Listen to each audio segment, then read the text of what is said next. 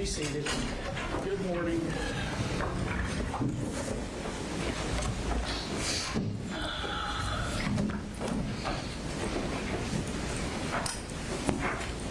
All right, Ms. Brooks, I believe I cut you off yesterday. If you're up, thank you.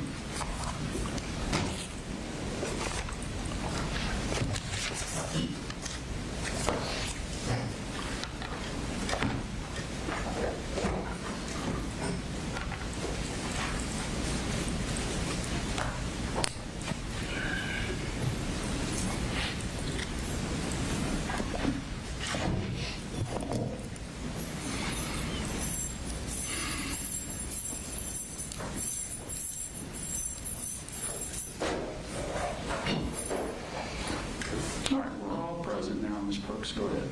Thank you, Your Honor. All right, Investigator Gilliland. So we kind of ended yesterday after talking about all the mass shooters the defendant copycatted in the steps leading up to the shooting. Did he also copy or mimic other mass shooters when he committed the mass murder at Apalachee High School? Yes, he did. Okay. So we're going to bring up this graphic. Can you kind of generally tell us what this is, and we're going to get into more specifics as we go through it. So this is a chart that was created. The left-hand side's gear, and so it's different types of gear that was present or used during the shooting at Apalachee. And then each column is a different shooter, ones that we talked about, one that we didn't really talk about. And there's a check mark if each one kind of had the same thing. So if you look at the top column, an AR-15 firearm was used by all of the mass shooters listed on the chart. And then going to the next one, the .223 rounds was also used in all of the mass shootings. And specifically when we're talking about the type of ammunition used,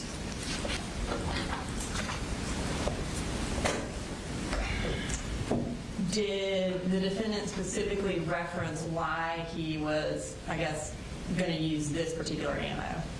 Yeah, so this slide shows more Discord records from May 20th of 2023.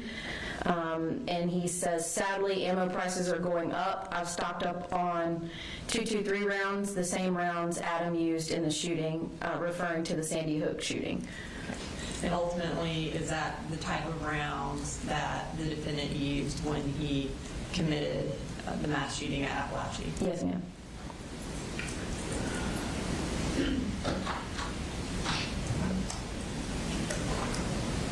Okay.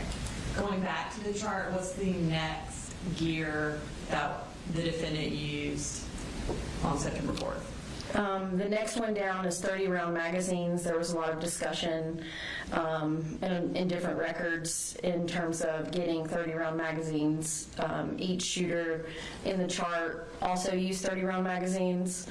The next one down is vest. Each shooter had a vest or used a vest within the shooting. A vest was purchased by the defendant's father back in, I believe it was June of 2024.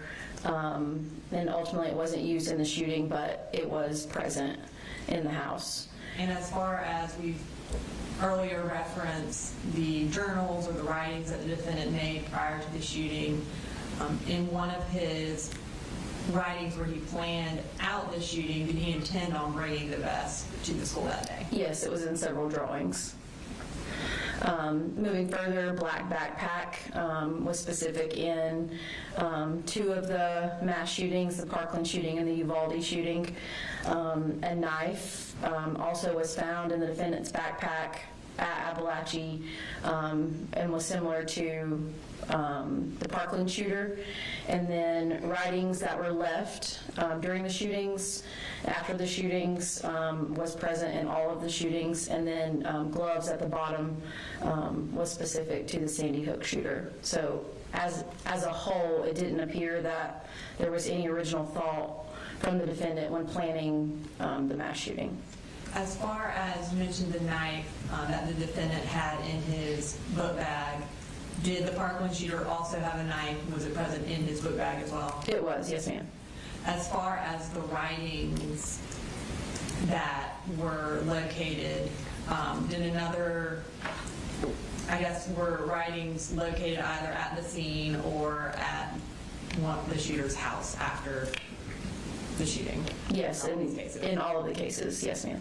As far as the gloves, this was referenced earlier, but in the defendant's interview, did he give a description of the gloves? He did. And what color did he say the gloves were?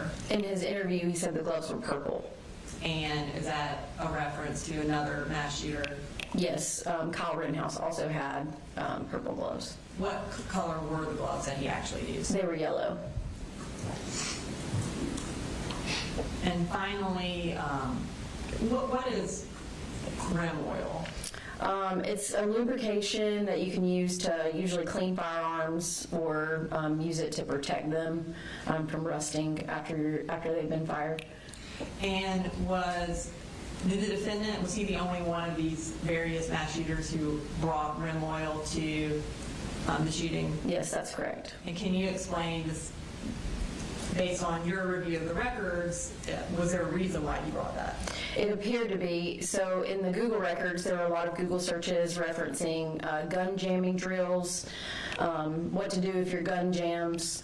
And in a lot of the research that we showed previously yesterday, in a lot of those documents, it talked about a couple of the mass shooters experiencing malfunctions during the mass shootings. And so I believe this was placed in this book bag for a reason. Essentially to ensure that there would be no malfunctions with the firearm? That's correct. Now, prior to the shooting, the day of, did the defendant mimic any other actions of other mass shooters? Yes. And specifically, let's talk about some text messages that he sent. So the Parkland shooter, this is part of the documents that were saved on the defendant's computer and cell phone, showing the Parkland shooter's text message activity on the day of the shooting. So it says, only text to his ex-girlfriend were hello, and it's very important, and she didn't reply during the hour. And then at the bottom, he tells JT, which I believe was his brother, that he has something important, to tell him something important soon. So in the defendant's cell phone records, these are actually text messages to his dad. The top one says, I will text you in about an hour, and this was the day of the shooting at 8:30 a.m. And then 1 second after that, he says, it's important, so please answer when I do. So I found that these were very similar in saying that there was something important soon coming, and they were texting their loved ones. And both of these texts to loved ones, did they occur short in time before each of these shootings occurred? Yes, ma'am.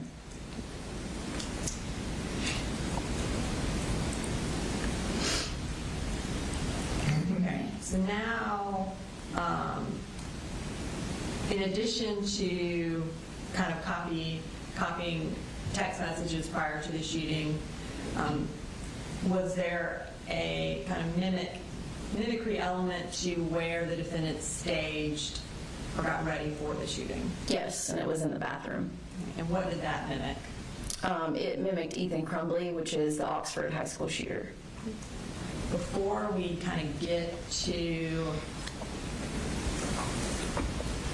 the bathroom pictures and showing how they were mimicked, let's talk about what the defendant said about his plan to go to the bathroom. Did he have that in his original plans? He did. He had this. This was from the notebook that was found at Apalachee, and it states second, walk from first to the bathroom. Okay. Now, is that different from what you told Investigator Smith? Yes, I believe he told Investigator Smith that it was kind of a quick moment that he just went into the bathroom. Okay. We're going to play that clip real quick from Investigator Smith's interview at Bear County Sheriff's Office. Already had the gun and it was just like that kind of a way that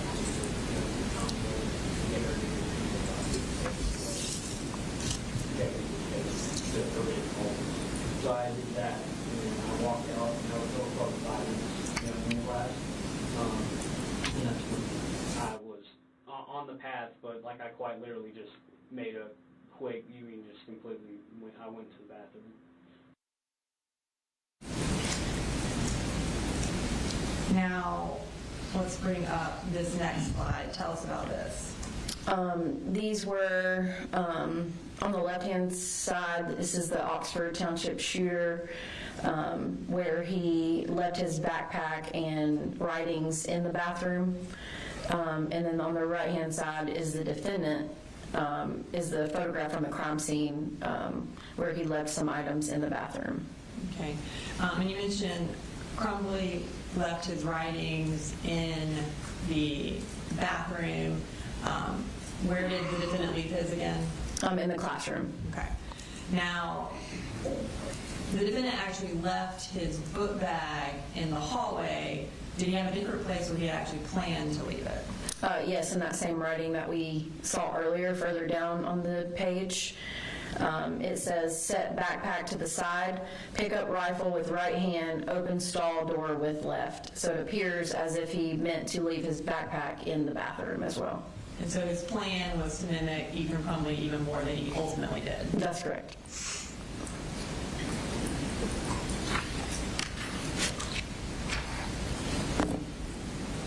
Right. Now, in the execution of the shooting and how he went about it, did it appear that he had a plan to mimic a different mass shooter for that? Yes. And who was that? The Sandy Hook shooter. And tell us what you determined about that or discovered about that. These are, again, Discord records back from May of 2023. He states, then make our way to the first classes, kind of what Adam did in a way. Not that hard, plus the classroom is point blank, so you don't even have to aim, kind of hip fire. Okay. And then we're going to continue on with those messages. Yes, still May of 2023. Most shooters fire a couple shits into random classrooms. They never go in. Like Adam, I want to go in and stare at them, then fire. And Sniggles responds, me too, I want to go in. Also, shooting the door locks does work. I've tried it in an abandoned building before.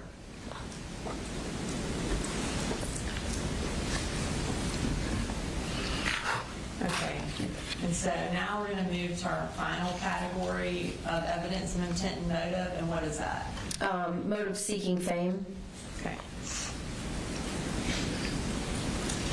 All right, so we're going to start with the defendant's interviews with Investigator Smith. Did he indicate whether or not fame or notoriety was something that he wanted out of this? In the interview with Investigator Smith, he indicated that he did not. Okay. So we're going to play clips from both the first interview and the second interview at this time. I don't want to traumatize or be known for this stupid shit. Do you think it's because, you mentioned this earlier, about the attention? Do you think it's the attention Not that at keeps the all. voices away? I personally thought that every true crime that I researched, people doing it for notoriety and attention, that was just absolute bullshit, and I thought it was really childlike. So in the interviews, he indicates that this isn't for attention. What motive did he say in the interview was the reason why he did this? In the interview, he said that he did not want the attention or to seek fame. Did he indicate that it was just because voices told him to do it? That's correct. Okay. In your review of the evidence, including the phone extractions as well as the phone calls, what did it appear the motive actually was? To gain some sort of fame or notoriety from it. Okay, so we're going to start with some more Discord records. Can you tell us about these? These are back from May of 2023. Says, so what school are we going for? Elementary, middle, high? Elementary, I think, would make history. And then a day later, the more fucked up, the more fame. Okay. Again, these are in 2023. He's waiting for the day I snap at culture, continue what he started. And then Spiegels responds, hopefully more people do it after too. He says, right? And she responds, yep. And then he says, I do hope I get recognized, though. In addition to these Discord records, did he also have a phone note on his phone that also indicated he wanted notoriety for this? Yes. Let's talk about that phone note. So this was dated, again, from the cell phone extraction from July 2024, titled, says, maybe this is just incoherent rambling, but sometimes I wonder, after I do it, if the victims will visit me as angels. Not that I would be able to see them, but that they would be able to see me. I don't know, it's weird. I actually, really want fan art of that so fucking bad. So this is a little over a month before the shooting, and he is planning for fan art of himself. Is that correct? That's correct. Now, we've talked about this previously, but he actually had phone notes from crews saved on his phone. Is that right? Yes, he did. So does it appear that he knew that phone notes get released in an investigation of a mass shooting? Yes. Does it appear that his motive for writing this was so that somebody would make fan art of him? Yes. Okay, so our next section, tell the court what this next section is about. The next section is a collection of jail calls between the defendant and his mother. There's approximately 20 calls, I believe, ranging from October 3rd of 2024 into 2025. So ranging from approximately 1 month after the shooting to about 9 months after the shooting. That's correct. And all of these phone calls, are they kind of talking about the notoriety that the defendant has achieved in his mind based on this shooting? Yes, they are. We're going to start with the October 3rd, 2024 call, which is Exhibit 269. Can you kind of tell the court what this is generally about? This call is generally the defendant trying to get some other pictures to make up for his mugshot. Hey. Hey, This thing is, yeah. I'm about to break the dang laptop. It's been working fine all day, and the shitty thing is I'm supposed to have a, yeah. The ones you took, send them out, one point. Oh, I will. I don't care what you have to do. We should go anywhere. Report or anything, make a Tumblr account, send them out, please. 'Cause I gotta make up for that mugshot. You got it. I don't care what they say, please, for me. Yep, no, I will. I promise. When will you do it? I might could do it tonight. Okay. I have to. So when they're talking about pictures they took, based on you listening to the phone calls, had the defendant's mother taken pictures of him at some point while he was in custody? Yes, it appeared so. And did those eventually get released? Yes. And was it by his mother? Yes. Now we're moving to October 11th, which is about a month and a week after the shooting. Can you tell us generally what this phone call is about?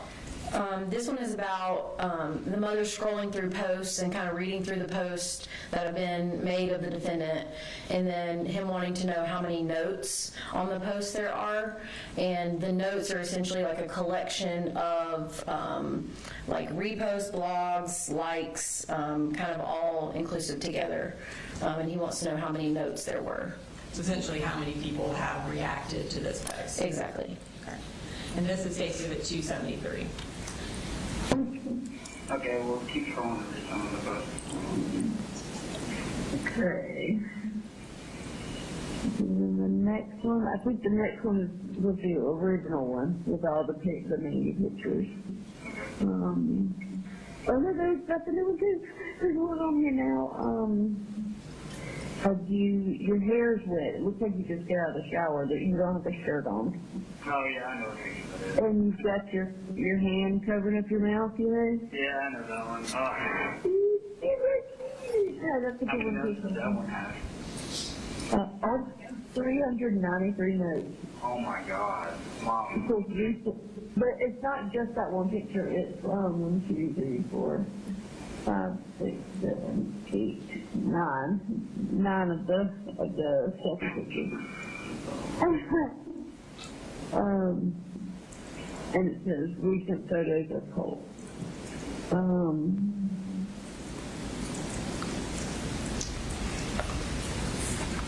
All right, so we're moving to the next day, October 12th of 2024, and this is State's Exhibit 278. Kind of what is this about? This is about the defendant wanting to receive mail. He's so cute. I want to mail him. I've seen a lot of people on here talking about, writing sending you letters and stuff. Yeah. I wish. I don't know if I'm able to approve like all of them, but yeah, I'm a minor, so. Yeah. This next one. Okay. And this is now the next day, October 13th, 2024, about a month and a couple weeks after the shooting. This is State's Exhibit 282. Can you tell us what this particular phone call is about? I believe this one is about him talking about gaining more popularity than Thomas Crook. And who's Thomas Crook? He was the one who shot and killed a volunteer firefighter during a Trump rally. And can you believe it, Mom? I took over Thomas Crooks in popularity. Take that. Well, you should. You better. And wait till I get out some more pictures, whatever pictures you want to send. Because, okay, I'll call you. yeah, whenever you call me out, we'll go over some more, because there's some more pictures and posts. And then, I love you. Bye. bye. So after he tells his mom, take that to becoming more popular than Thomas Crook, do they also then talk about releasing more photos or sending out more photos of him? Yes, they do. And again, based on your kind of research, what would be the purpose of them sending out photos of the defendant? In terms of just gaining some sort of popularity. And that would be within the TCC? Yes. Right now, we're moving to, we're still on October 13th of 2024. This is State Exhibit 281. What is this phone call generally about? They kind of talk about, there's a TCC quiz, which shooter has the most annoying fans, and then ultimately the defendant talks about being compared to being in the big leagues. And by being in the big leagues, like the big leagues of mass shooters. I guess if that's a thing. It's from that same person. It says it's like a quiz or like a thing. The PCC person has the most annoying fans that make you want to end it, and it's got all the different school shooters. Oh, I can do that one. Probably. You want to hear the choices? Yeah.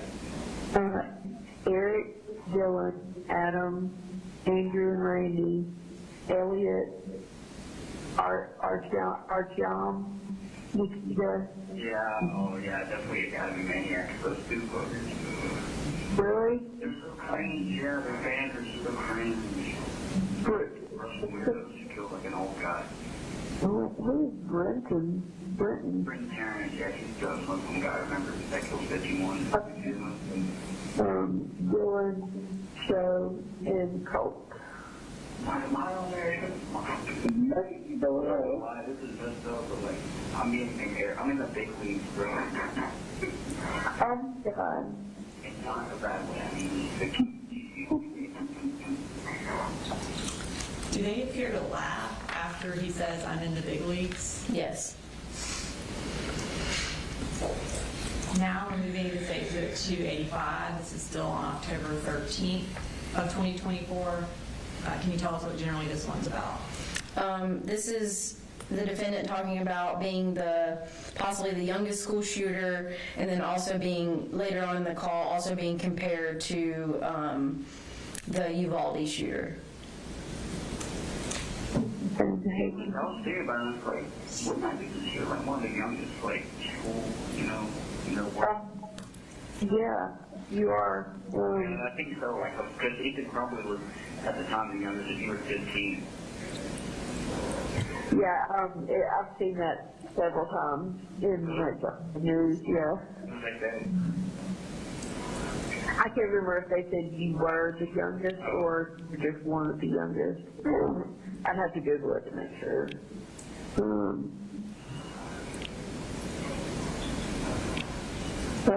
Here's a post 3 days ago with some of your selfies. It says the new suspected Colt Gray photos give off Salvador Ramos feels. Dude, true, because, like, Mandy and Caitlin said I look like Sal so much with my dark hair. Salvador Ramos was the Rob Elementary School guy. Okay. Just look up some of his selfies. With the dark hair, I can see it, to be honest. Salvador. It's kind of weird, though, because I'm going to be honest, like, most of the TCC girls, like, who aren't, like, minors, they honestly give off really big keto vibes, so I know they're probably having a fucking field day with me. It's messed up, but it's like, well, You have 1 minute remaining. Salvador Ramos really does look like you a lot. That's crazy. All right, so now we're moving to the next day, October 14th. This is State's Exhibit 286, and what generally is this about? This one is generally about the defendant asking if his mother has made a shrine of him yet, and about getting copies of photos and bringing them and printing them out. no, when we get the FaceTime, you can show me the art and stuff. Heck yeah, because then I can show you all the pictures. Oh my God.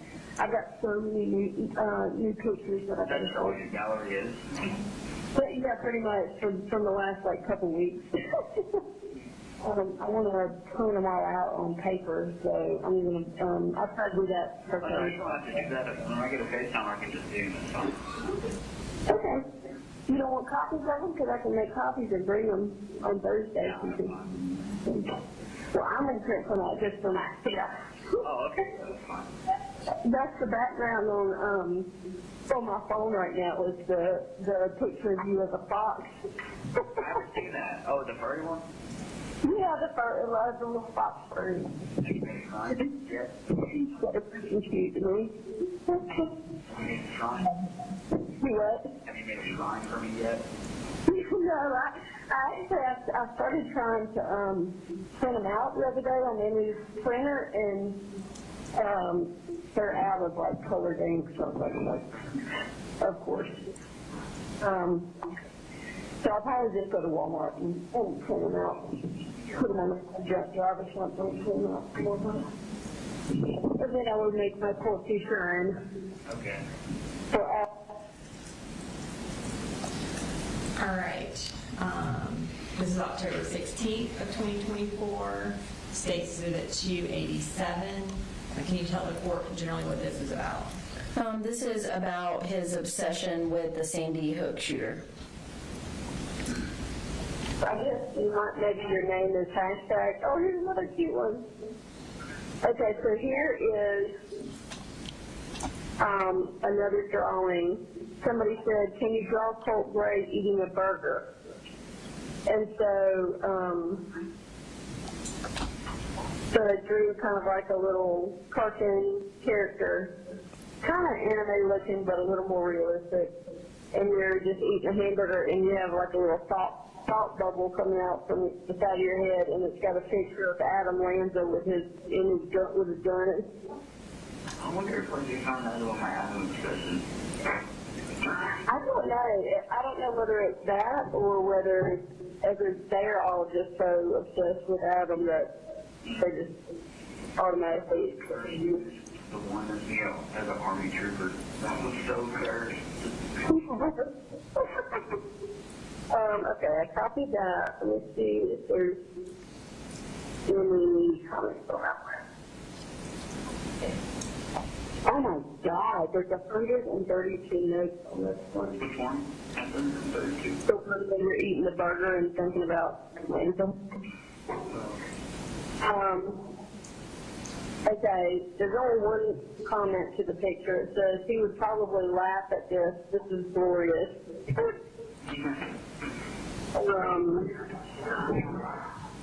Okay, next one. Oh my God. Okay, the next one's kind of cool. It says, it caption says, in the care we all fam. You have 1 minute remaining. It's got pictures of like all the main school shooters, and you're in there too.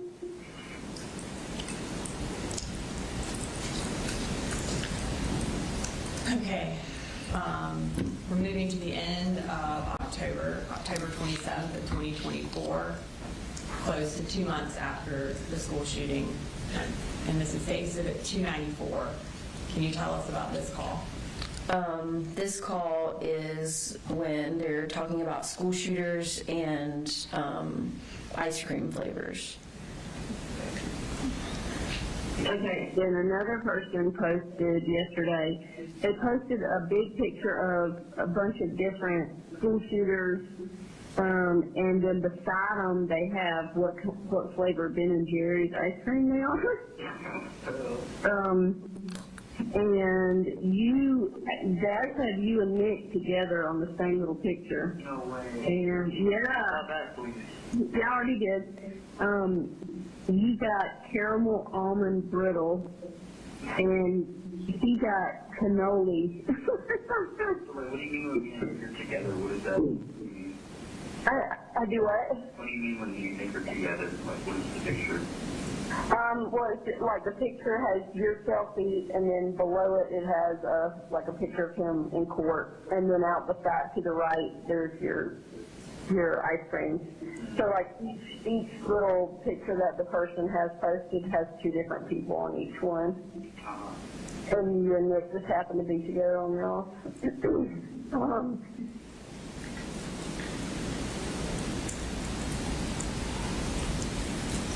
All right, so again, October 27th, it's Exhibit 295. What are they talking about here? This one they're talking about a BBC documentary. And is this something that the defendant's excited about? Yes.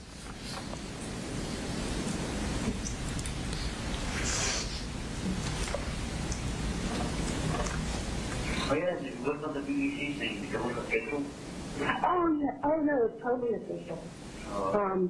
Is this like a full-on documentary you're talking about? Yeah, hang on, I had it sitting right there. Because that would be crazy. Okay, I don't have time to read the whole thing, but Like Michael Jordan type. I know. Okay, so I hope this letter finds you well in the circumstances.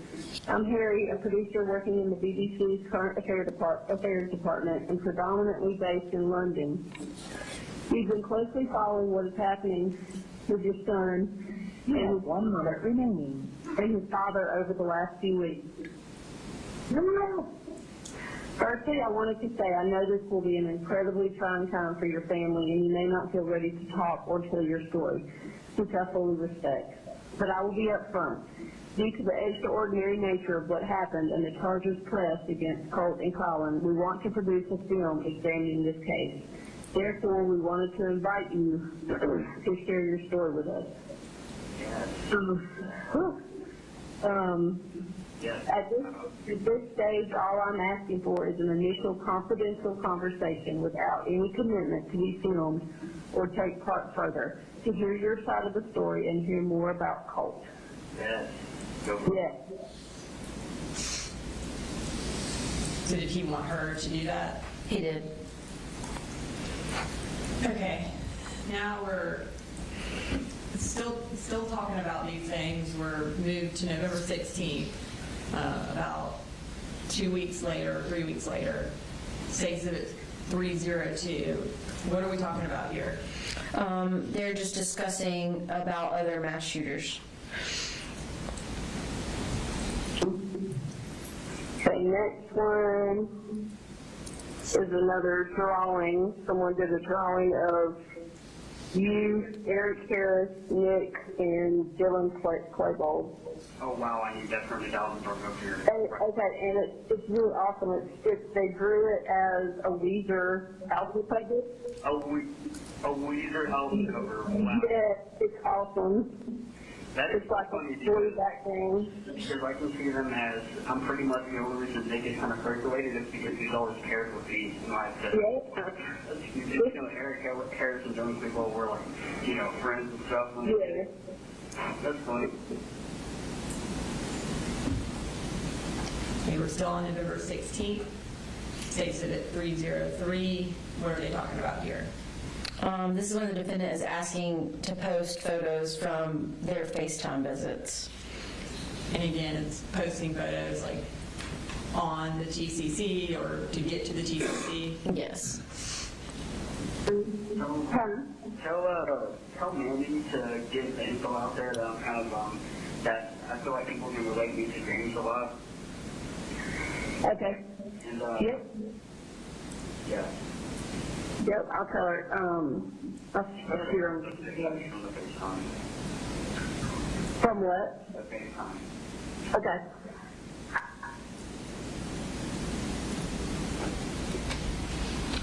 So now, November 23rd, about a week later, 2024,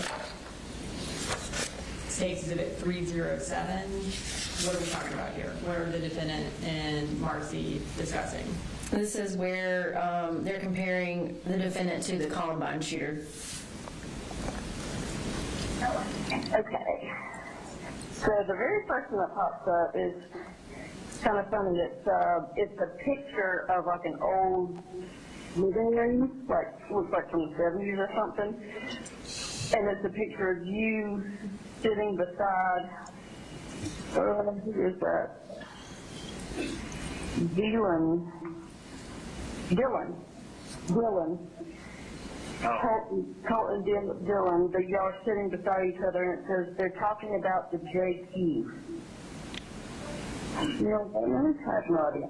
Can you say that one? Because I want to see it. Yeah, I will. That's crazy. Do you remember they used to do like art of me and like one of the Columbine shooters? Yeah. We kind of look alike, like really. So just to be clear, did he actually say, did you ever think you'd see me drawn with one of the Columbine shooters? Or see art of me? Yes, ma'am. All right, moving to State Exhibit 310, which is November 26th of 2024. This was around Thanksgiving. What's this call about? I believe this one is also mentioning big dogs again. The first one is, looks like just like a pistol sketch of different school shooters, you're on there, Adam, Dylan. Compared with the big dog. Yeah. It looks, almost just looks like freehand sketching somebody did. Right now, we're moving to State Exhibit 314, which is November 28th. Tell us what they're generally talking about here. More about posting pictures. Okay. And are they specifically talking about, in this one, the defendant wanting Marcy Gray to search on a particular area for him? Yes. Is that the Reddit mass killer site? Yes. Okay, you want me to search for what? Go to r/mass killers. Or, Just actually type r/mass killers. So say that one more time. don't actually say r/this or stuff. And it'll the stuff will pull up. Okay. You see it?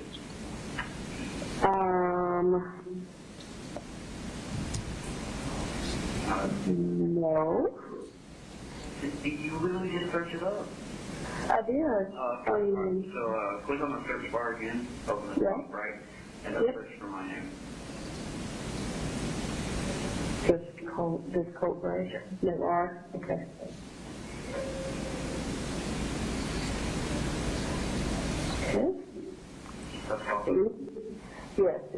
we're gonna read it. Okay, you wanna just read off a couple? There's one that's just r/Colt Gray. There's one, the next one is r/insane people Facebook. No, go to r/Mass Killers and search it up.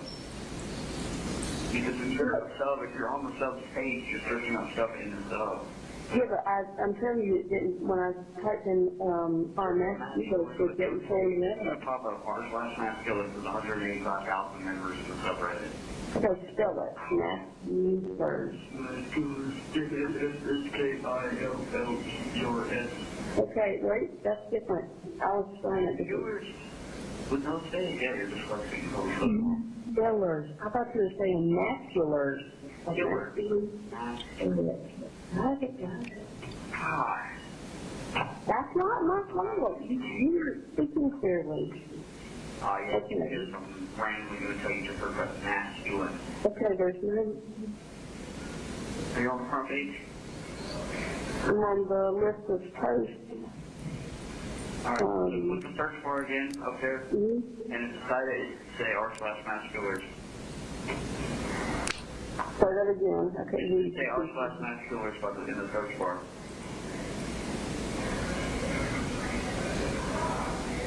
Got it.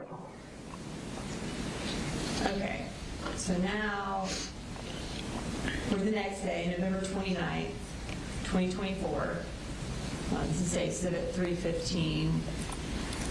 What are we talking about here? This is when he is telling his mom to tell his grandma to get her internet speed up for her celebrity grandson. And his grandmother's at Deborah Plahanas. It is, yes. When Marcy is talking to the defendant, are there times where his grandmother's around and that you know she's around based on the conversation? Yes. Is that a lot of the time, some of the time? Prior to, I believe, February of 2025, it was some of the time.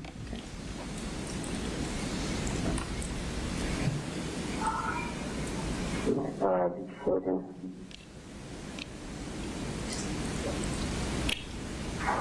Are you typing it or what?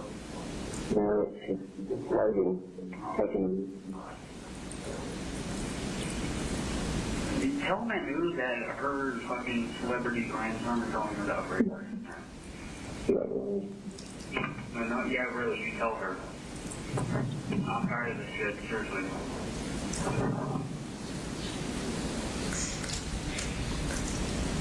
All right, so now we've moved a couple of months. We're in January 27th of 2025. It's almost 6 months after the shooting. This is Exhibit 326. What are we talking about here? They're referencing a couple of other shooters as corny. Okay, next one, 3 days ago, it says, now with his 2 new corny shooters, I'm starting to appreciate Colt more. Oh, shit, bro. Corny, I'm not fucking shooters, bro. Yeah.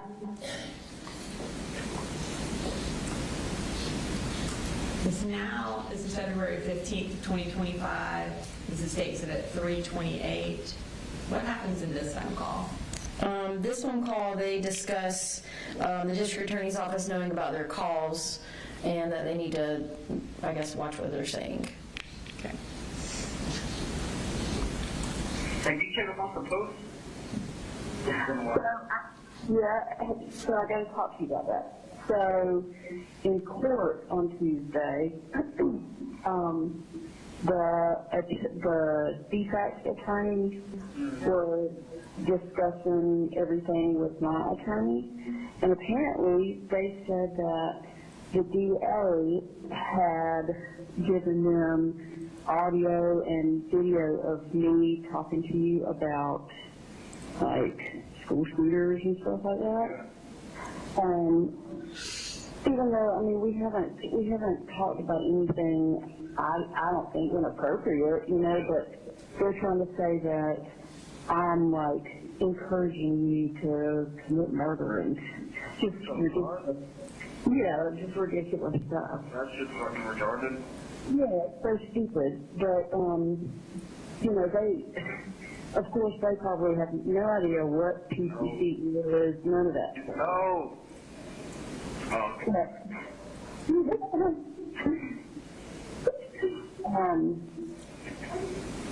So anyway, so, Regardless, we're going to what am I saying? Tell me about You give me a sugar pie and hard candy with a Nazi symbol on the back, right? Shut up.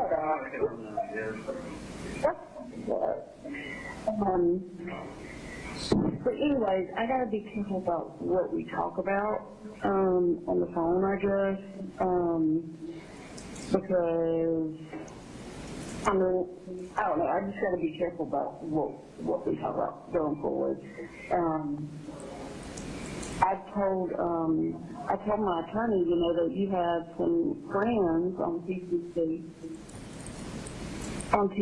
that, you know, you were really close to you, and so I was just keeping y'all in contact, and I mean, nothing that was shared between y'all was inappropriate in any way whatsoever. So, just for the record, for the video that they're recording of us right now, I'm in no way encouraging my son to commit murder or any ridiculous stuff like that. He's extremely remorseful for what happened, but I'm the only person that he has on this earth right now, and I'm going to do whatever I can to have some sort of normal. Oh, yeah, I say fuck you. Oh, some fucking, like, give me a fucking liberal trash garbage. Dickhead. Thank you. So, That shit is so fucking lame. so yeah, but I hope y'all make sure that you share this conversation as well with anything else that you have, because y'all are wrong. Y'all know y'all are wrong for that. So, anyways, hang on, because I think I have some messages from. Yeah, I guess just read the messages. I won't even make you look at those if it's gonna be that fucking handle about it. Yeah, at least for now. Okay, so. So in that phone call, when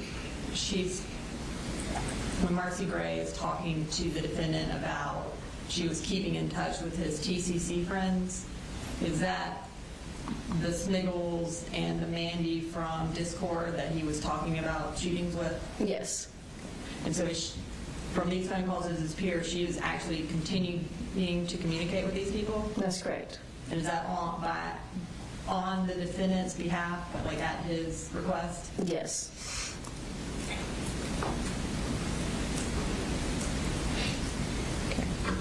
So now we're up to March 15th, a month after Ms. Gray indicated that they needed to stop discussing these types of matters. This is 2025, stays at 3:30. What are they talking about here? Wanting to know what the TCC is saying. Like about him, I guess. Yes. Something I wanted to tell you is, you know, the pictures I took of you during the FaceTime thing, Yeah. and I sent to Mandy. Yeah. Well, apparently she leaked them and they're out there. So that's not I true. told you to tell her. I was too late.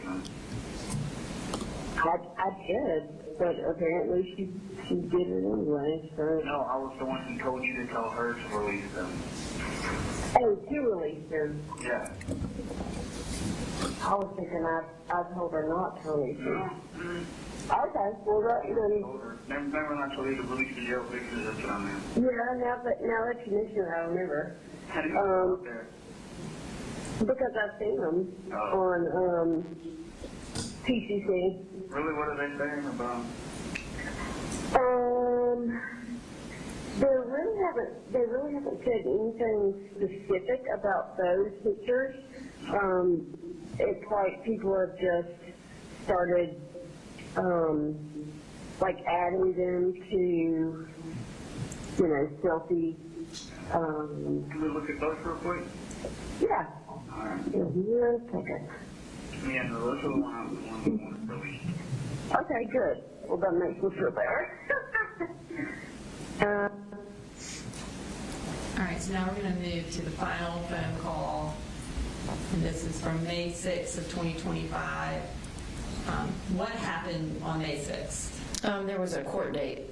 Was it a court date for the defendant? It was, yes. And are they kind of talking about what people are saying about Yes. the defendant after that court date? Yes, they are.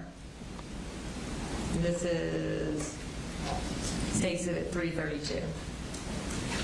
Next one, another screenshot. It said, they did him so dirty, let him have his long hair. Next one is a screenshot of you today, and underneath it is your mugshot. And as soon as they fucked him up. Oh, everybody's listening to your blonde hair. Next one, a screenshot, and it says, Colt's hair got chopped. Oh my God. Next one, screenshot, it says, they hit the fucking Pentagon. I don't know what that means. That means like something crazy just happened. Oh. So, Okay, next one says, next one, more screenshots from today. And underneath it in caps it says, his hair, but he looks so good still. Next one, two screenshots of you today, and it says, tears in my eyes. Oh, maybe it's my long hair. Huh? maybe. Ooh, the next one is really cool. It's catching drawings of you with your long hair. It says, Colt Gray, I drew a while back. Hope you like it. Oh, yeah. These are really cool. Can you tell Mandy that I'm going to grow my hair back out? You don't have to worry. Absolutely. Tell her that and tell everybody that I'm going to grow it back out. Okay. Okay. Yeah. I'll let her tell everybody.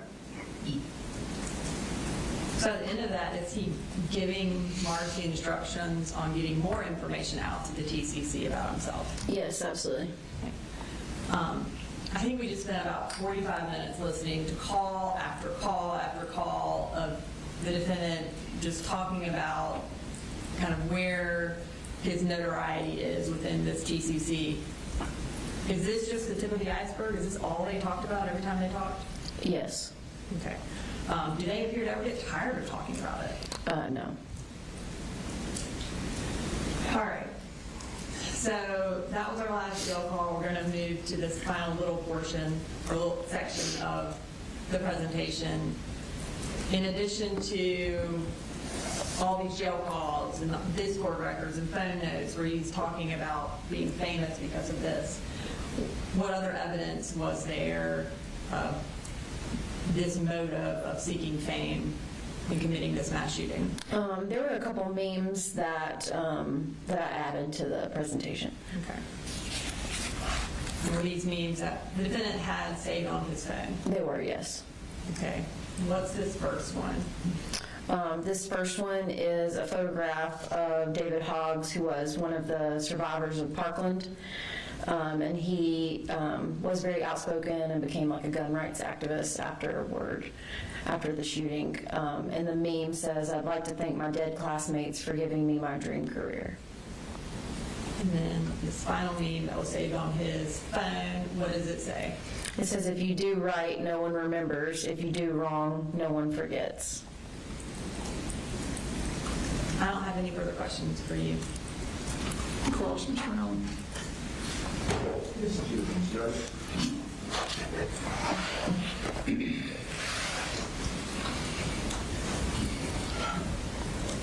Colt, during this time, 23 through 24, was 13 and 14 years old, right? That's correct, yes, sir.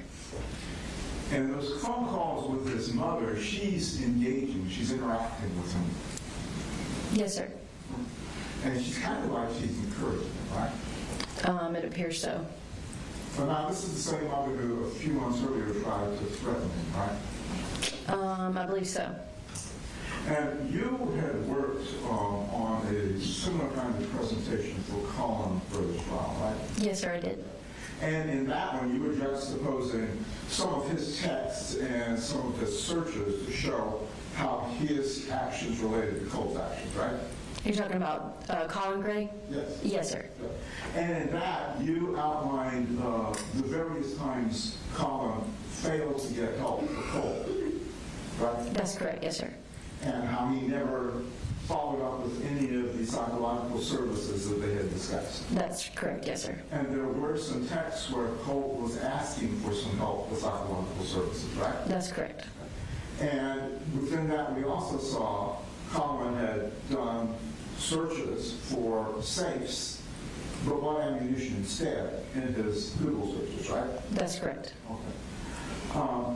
So now we've got conversations with Colt, with his mother, and they're actually interacting positively, even though it's the first talk, right? I think that's questionable, but if you say positively. They're laughing, they're not fighting with each other, they're on the same page about these conversations. They're not fighting, that's correct. And she's not threatening him. That's correct. And even though the topic is something that they shouldn't be doing, they're still getting along. They're interacting together, yes. Right.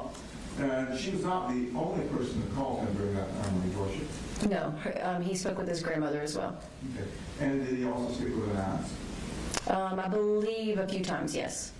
And those conversations didn't have the same quality with the notoriety aspect, the getting pictures out aspect. That's correct, yes, sir. Okay. So that was only with his mom. Yes, sir. All right. You should be excused. Just a brief follow-up.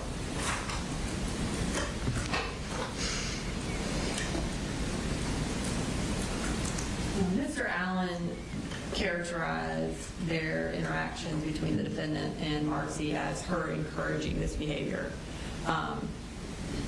Would you also characterize it as it's actually the defendant who is directing Marcy on what to look up and what to find? Yes, it appeared that he was asking her to do those things. And is this the topic that the defendant introduced into the conversations? Yes, it is. And he's the one who wanted to talk about it? Yes, ma'am. Thank you. Nothing further. Anything else, Mr. Allen? No, Your Honor. All right, thank you. You can come down.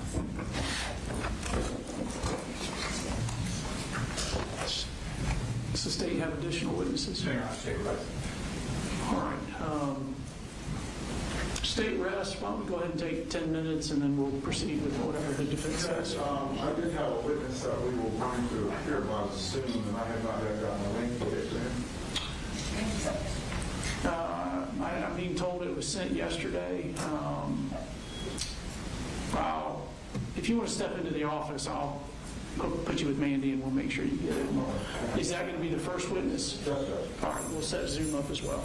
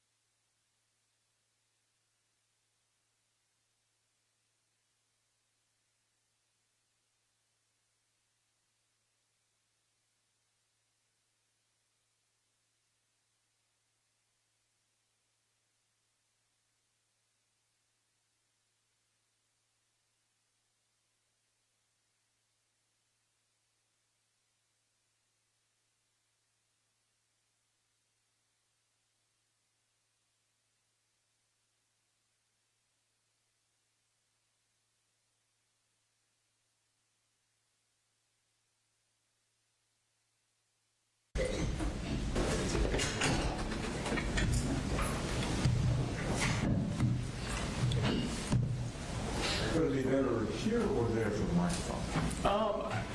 With the state's witness, they did it at the table, but honestly, wherever the witness can hear you best, I'm fine with.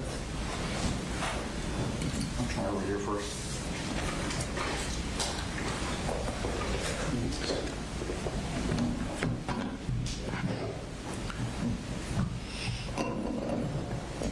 Sir, if you'll hang tight, we'll be with you in just a minute.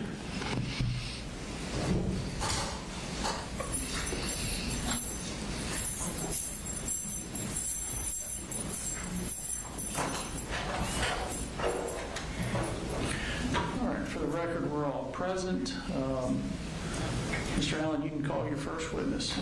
At this time, Judge, I would like to call Stephen Baker. All right, so Mr. Baker, you're appearing by Zoom. Are you able to hear and see us okay? Yes, Your Honor. And are you able to hear me? I can hear you, yes. Thank you. Would you please raise your right hand? Do you solemnly swear or affirm the testimony you're about to give today will be the truth, the whole truth, and nothing but the truth? I do. Would you please lower your hand and introduce yourself to the court? My name is Stephen Baker. I work at the Department of Juvenile Justice as a detention counselor. Are you familiar with Colt Gray? I am. How are you familiar with him? Well, I was his case manager in the facility and primary detention counselor for about a year and a half. Okay. Mr. Baker, let me get you to try and speak up a little bit or increase the volume on your mic. I think I've done all I can. I'll move it closer and see if does this help? Helped a little bit, thank you. Yes, and during that time, did you have a lot of occasion to interact with Colt? I did. Okay. Did you have like meetings once a week? How did that work out? I had meetings at least once a week, most of the time, several times a week, 2 to 3 times a week.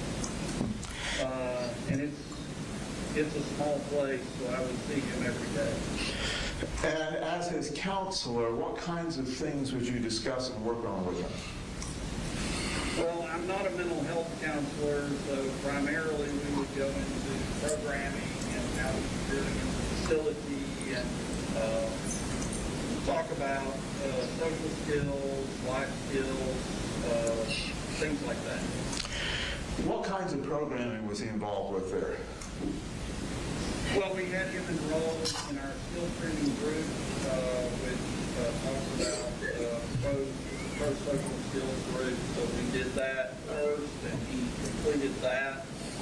He also completed a pre-up class, which is the Prison Rape Elimination Act, federal law. We have to do a class on that for every youth that comes into the facility. So he completed that.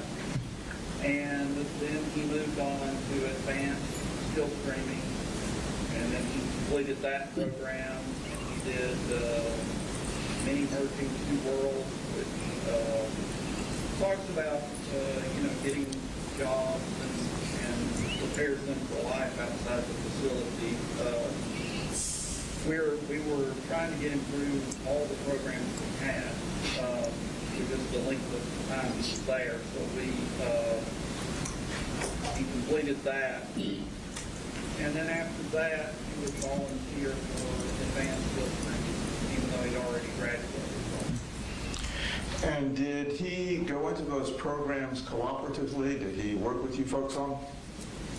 Yes, he was very cooperative. Okay. Would you say during the time that he was there, he continued to advance in his programs? In the programming group, yes, he did. Okay. How was he behaviorally with the other folks in the facility? He got along well with most of the people in the facility. Some he got along better with than others, but he was behaviorally pretty good. Did you have any occasion to know whether or not he was involved with psychiatric services there? Yes. Okay. But you were not his psychologist or a psychiatrist of any fashion, right? Correct. Okay. So, do you know whether he was compliant with his appointments when they set them up? Yes. To my knowledge, he was compliant. Now, at the beginning, when he first came in, to your knowledge, was he on any kind of medication? Not to my knowledge when he first came in,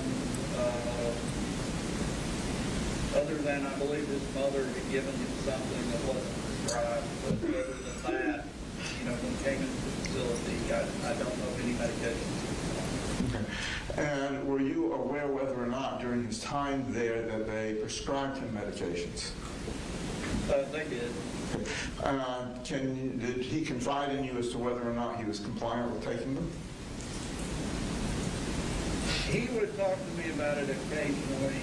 I believe he talked to the mental health counselor about that, to the psychiatrist. But he did tell me that they were going to put him on medication, and then after he was on them, I would ask him, how are you feeling? And he would tell me how he was feeling, and that sort of a thing. He was basically compliant with the medications.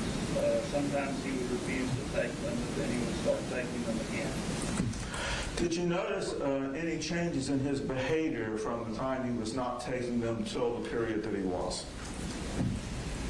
Well, he seemed to have a lot of anxiety, and when he started taking them, he seemed to calm down. But it would ebb and flow. And can you describe what kinds of behaviors you're interpreting as anxiety? Certainly. He would come in the office and just talk about things that were bothering him, and nervous, anxious feelings he was having.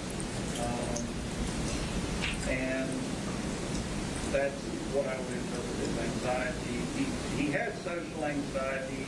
He would sometimes get where he didn't want to come out and participate in programming.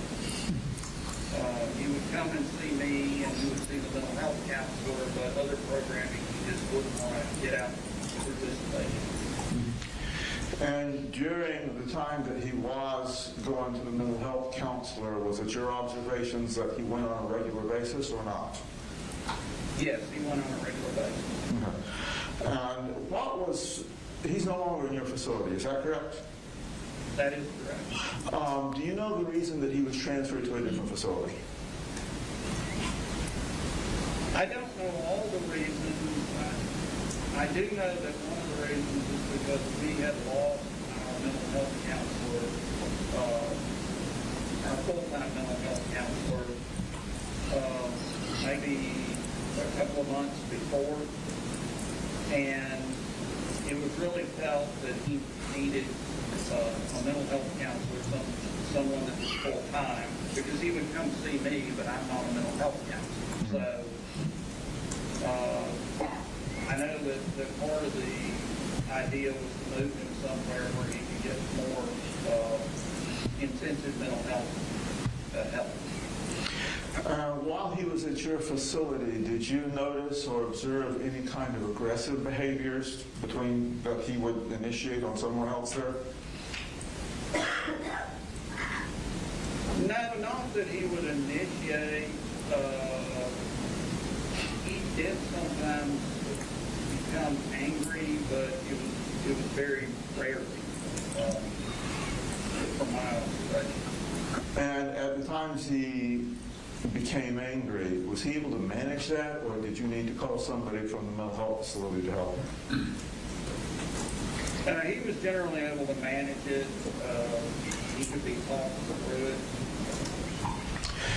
So during the time that he was there, you said 1.5 years, approximately how many months was he on medication?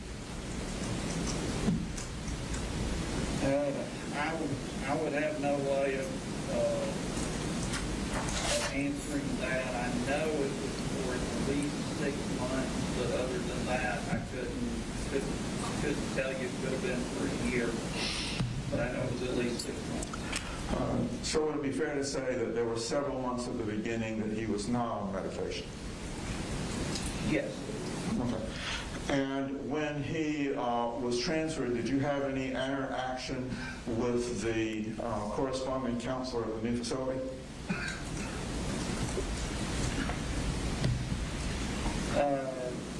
I talked to the, you're talking about when he was transferred this last time. Yes. I talked to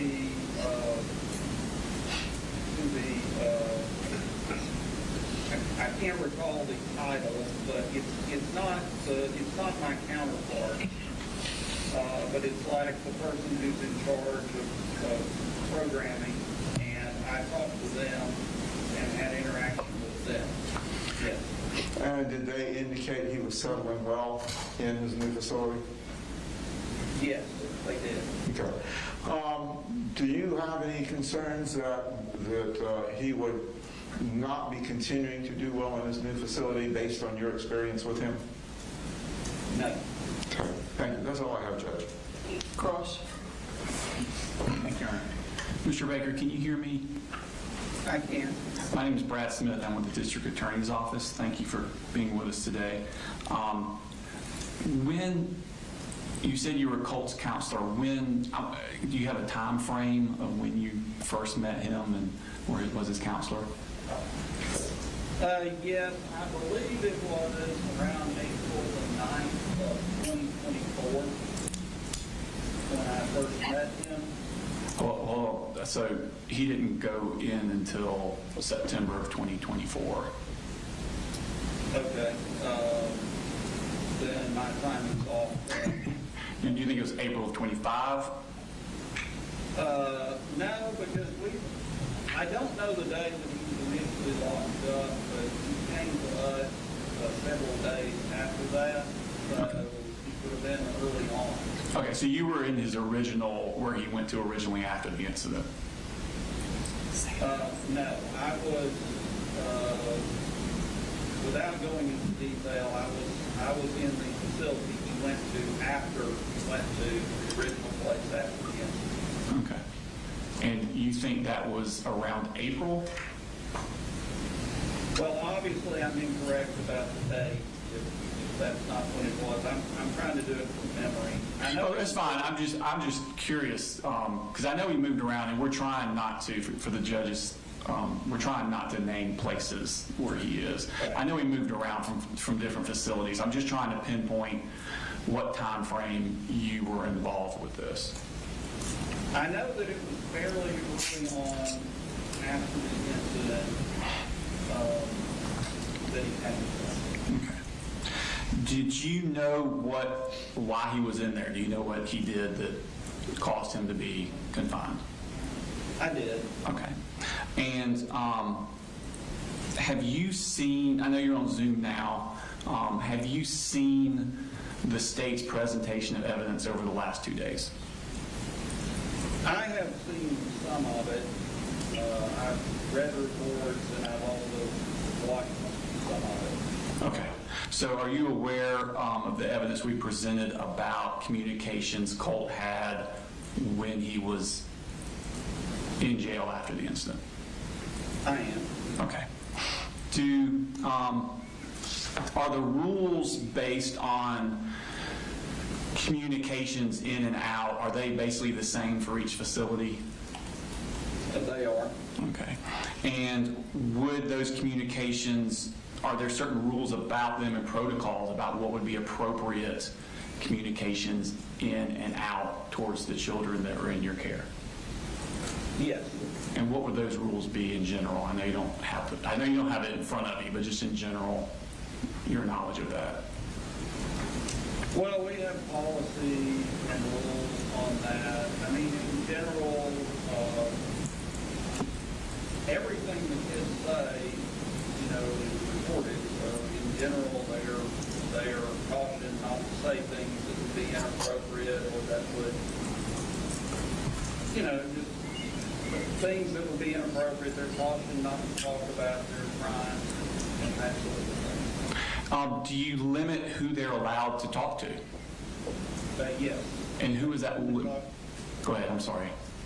I'm sorry, they can only talk to people on their approved contact list. And would fans of school shooters be people that he would be allowed to communicate with? Absolutely not. Okay. And so if he were to be finding ways to get messages to those people, that would be skirting your rules, wouldn't they? It would be. Okay. Do they have certain rules about what is allowed physically to be brought in to the facilities? Yes. Okay. And is he allowed to have personal effects in his cell? Or, cell's probably a bad word, room he stays in? He's allowed to have some items, not a lot, that they can have a few photos and a few other items, but basically what they have is what we give them, not personal things. Okay. And these photos he is allowed to have, are they allowed to bring in offensive or violent content photos? Absolutely not. And do y'all generally screen for those things? We do. Okay. Would he be allowed, as part of your rules, to have photos of other school shooters on his walls? No. And how would y'all screen for that generally? Well, if photos are brought in, they are checked by someone in security, different people that would check, but they will be sorted through and checked, and then there are room checks that go on where they will go in the room and check if contraband is in the room. So And that's the way. if a person in your facility was trying to get around that and pick particular photos that wouldn't be as noticeable, would that be trying to skirt the rules? It would be. Okay. Were you aware of the phone calls where he had with his mother where he talked about having pictures of school shooters on his wall? I was not aware of them until after they had happened, and he was no longer allowed to talk to his mother. Okay. So at some point, y'all cut off the communication with his mother? That is correct. Okay. That's all the questions I have. Thank you so much, Mr. Baker. Mr. Allen, do you have any redirect? Yes, Judge. Go ahead. Was this room screened and searched every day, or at least on a regular basis? Mr. Allen, I'm having trouble hearing you. Sorry, I turned off the microphone. Was his room screened or searched or swept on a regular basis? Security does a check. I'm not sure. See, I'm not in security, so I don't know if they check the room every day. That may be so, but I know that they get checked on a regular basis. And do you know whether or not any contraband or inappropriate pictures was found in his room? I do not know. Okay. And nothing was ever brought to your attention then, I guess, about them finding something in his room? No, not that I recall. Would it be part of the policy that if something were found in the room, they would report it to you as his counselor? No, they would create an incident report, but that doesn't mean they would report it to them. Okay. Would you be privy to the incident report? Yes, I could look at the incident report. Okay. And right now, you don't recall, do you recall any incident reports that were filed with any rule breaking or contraband in his room? I do not. And you had indicated that the calls with his mom were cut off. Do you remember what time range that was, after how many months he had been there? I don't recall. Okay. Thank you. That's all, Judge. Anything else, Mr. Jones? All right. Mr. Baker, thank you. You are free to go. Thank you, sir. All right. Will we need Zoom anymore? Not for me, Judge.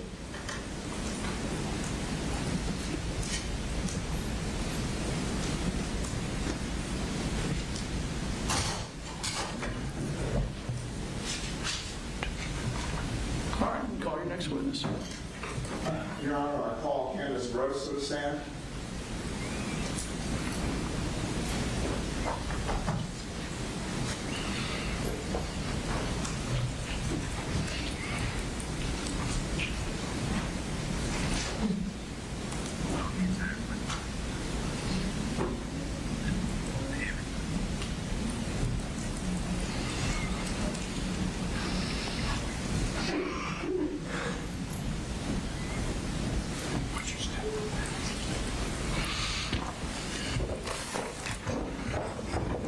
please stand and raise your right hand. Do you solemnly swear or affirm the testimony you're about to give today will be the truth, the whole truth, and nothing but the truth?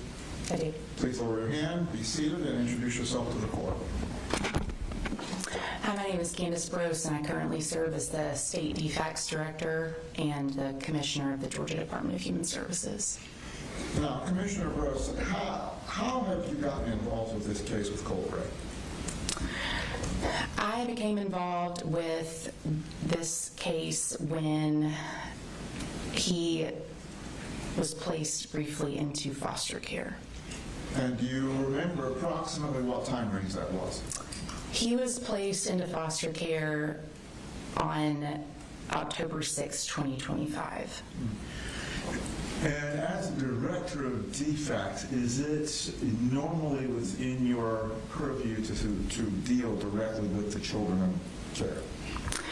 No, I took this particular case for various reasons, but mostly due to the legal complexity of the matter, a companion case that we had, and conflicts at the local offices and state office. Did he also have any siblings in foster care? He does. And how many does he have? He has 2. Are they a brother and sister? They are. Okay. Are they still in foster care? They are.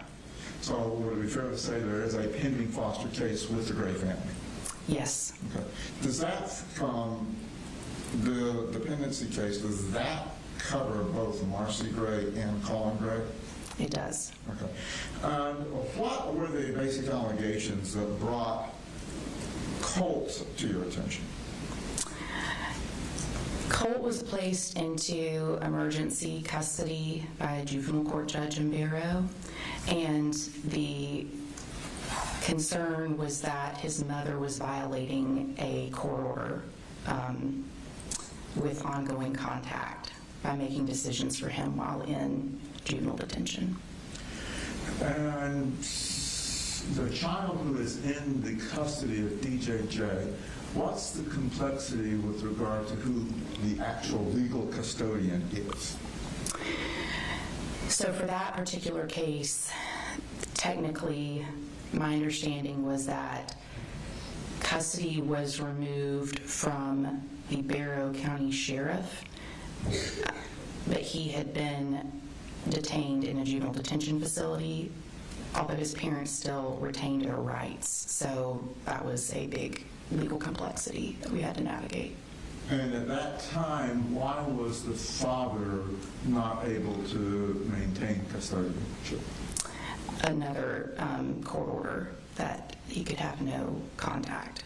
Okay. And was he also incarcerated? Yes. Okay. And at the time Colt came into care on October 6th, was his mother incarcerated? I don't believe so. Okay.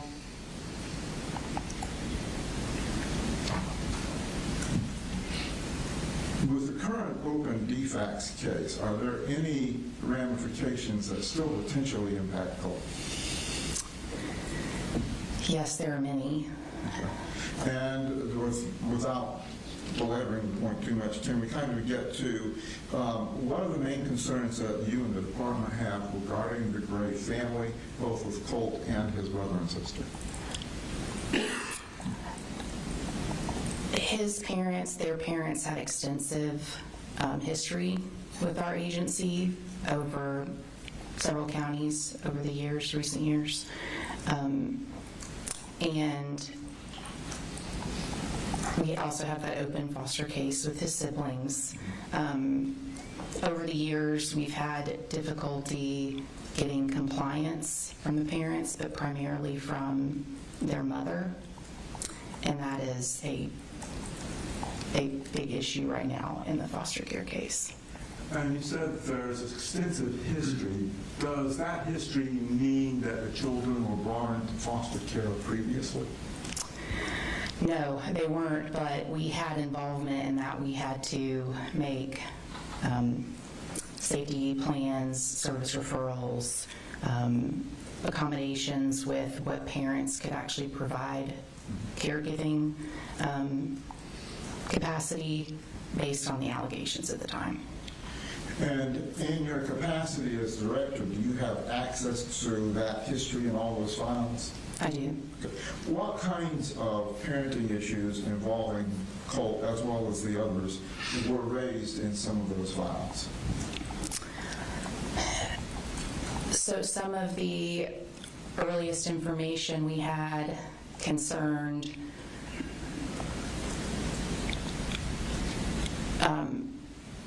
truancy, physical abuse, substance abuse, domestic violence, verbal abuse,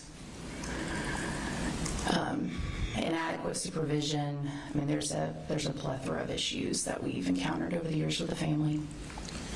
And in your review of the cases, were there any indications that any of the children needed like psychological counseling, therapeutic support? Yes. Are you able to describe any of that, especially with regard to Colt? Yes. There, it'll give me just a second. There, I'm pausing in part just to make sure there are certain things that I keep confidential but properly describe it. There were concerns involving Colt's behavior at school.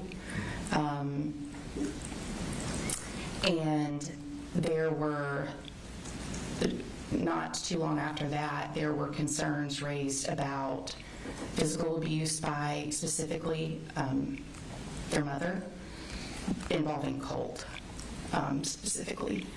And that was an investigation that we formally opened, that across a few months we talked to various people, family members, the children, and we made a safety plan with some referrals for services for like therapy, if I recall correctly.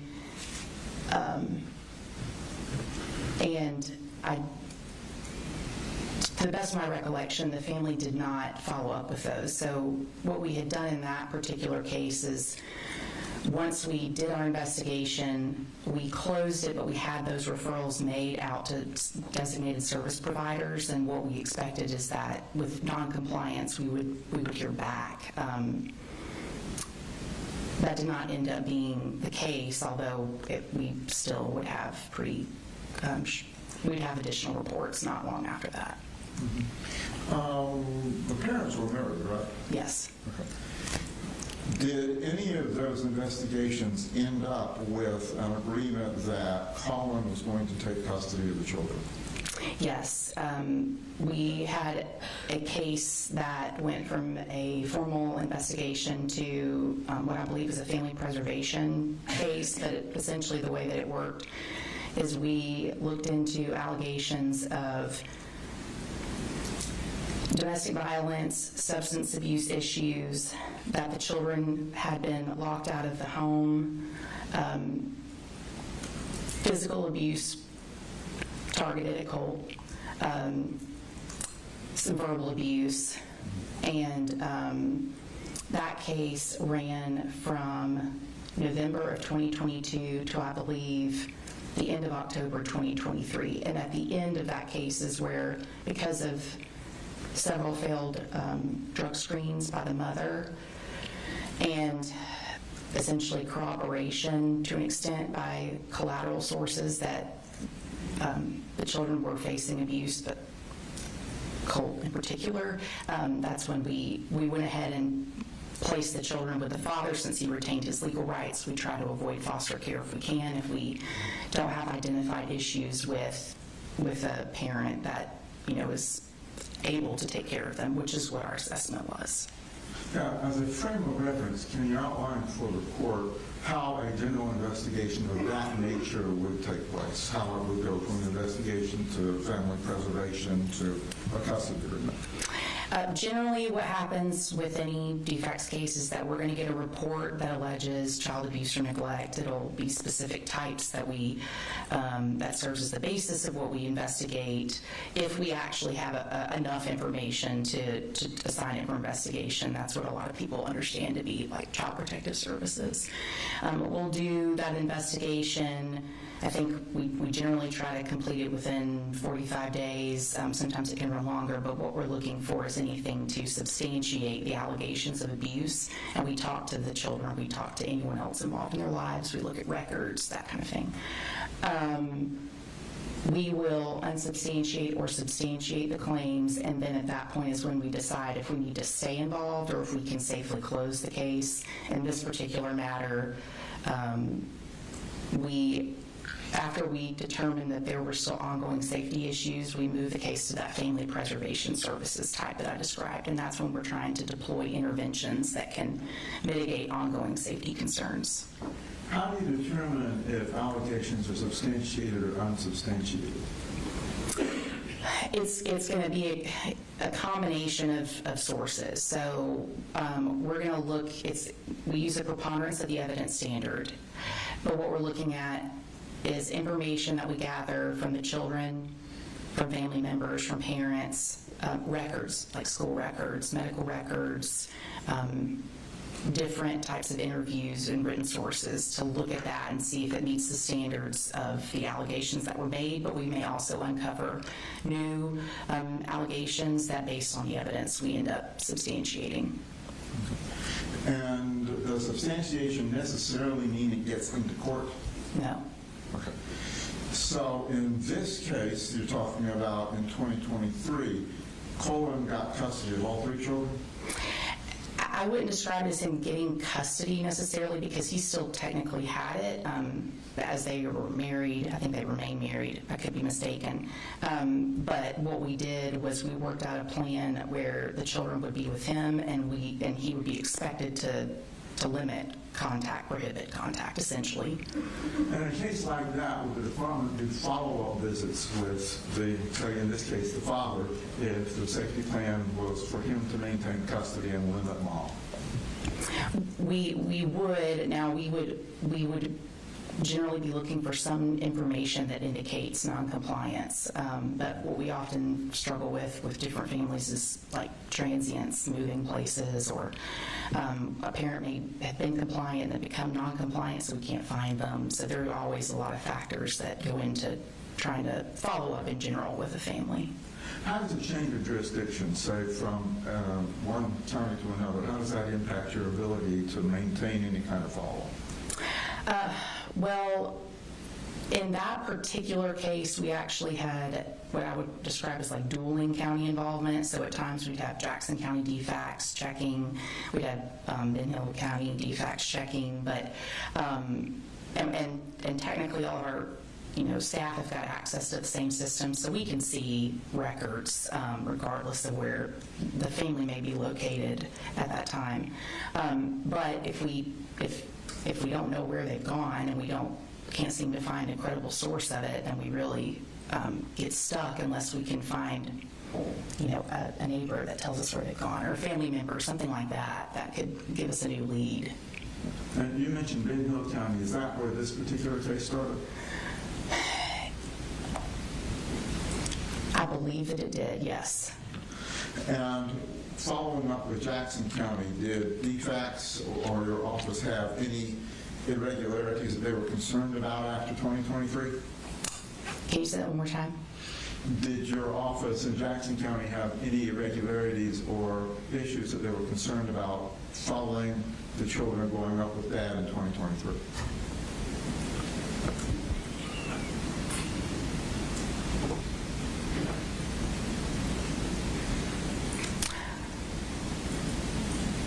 I can't really recall anything. I think that because we had done pretty extensive work with the family, and we had this understanding that their father would continue to be making caregiving decisions, that's when we felt like it was safe to close the case. We hadn't gotten any reports. I don't believe we'd gotten another report for the lifetime of that case, in fact, and that ran from, again, November 2022 to, I think, when we closed it technically on Halloween 2023. And the case then that brought Colt into care on October of 2025, was there an open defects investigation on the other children prior to him being involved in it? Yes. And how did that happen? The children came into foster care at our request on September 5th, 2024. So was it directly related to the shooting at the school?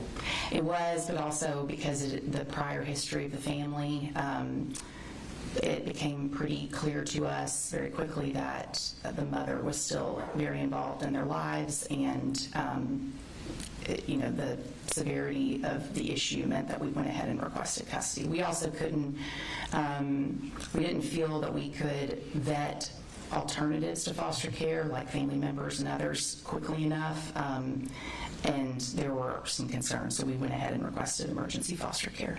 And that was a month before you brought Colt in? No, so his siblings entered foster care September 5th, 2024, and then Colt was placed in foster care October 6th, 2025. Okay, so that was over a year. Yes. Okay.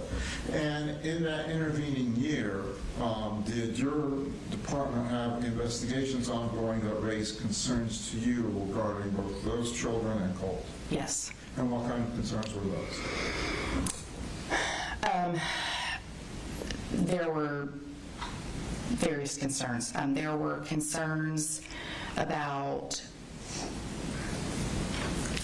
inadequate supervision, inadequate, food, shelter, medical care for all of the children, educational neglect, ongoing substance abuse, in particular by their mother,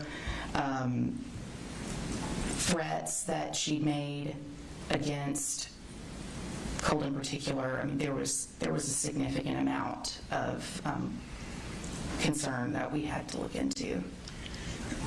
And at that time that you brought the other children into care, was the department aware that Colt was in DJJ custody?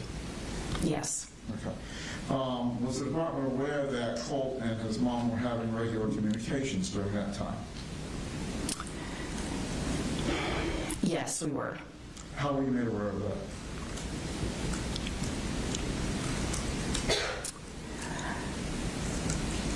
I believe it was a combination of information from perhaps Colt's counsel or a guardian, perhaps it was actually a guardian ad litem that had been getting reports of his mother's contact with him in the facility and concerns about the content of some of their calls in particular. I don't know that I've adequately answered your question, but I remember that being a huge issue going into his removal into foster care. And did the department have a position on whether or not contact should be maintained between mom and Colt? Our position, at minimum, was that she was expected to comply with a court order, and I believe the court had issued a no contact order between her and Colt in early July 2025, maybe end of June, somewhere around that time. There were concerns then about the calls that were being made, the content. Colt was not doing well, and there were concerns about her involvement, pushing him toward an inability to progress in some of his care at the facility. And when you became his temporary custodians, did the department get access to information from DJJ on his medical and mental health issues? Yes, we did. What kinds of mental health challenges did they communicate to you that he was having? The records were pretty extensive that they provided to me to review. So what I could see was that from essentially intake when he arrived for detention. He was getting workups. He's being fully evaluated for general health concerns, vision, like a well check, dental care, and then mental health needs. And that's where, not too long after intake, like within a few days after intake, he was describing what he said he believed were undiagnosed mental health issues, and talking about, some of the prior things he's experienced, things that he was experiencing then, suicidal ideation, self-harm. And the self-harm, too, was pretty quickly documented in the records. They could see that he... And normally for children who are in care, is DFACS responsible for making sure they get appropriate mental health as well as physical, Yes. medical issues, internal? Yes. And would that mean that you and your department and DJJ would need to interface to make sure for your responsibility that all that was being complied with? Yes, and we did.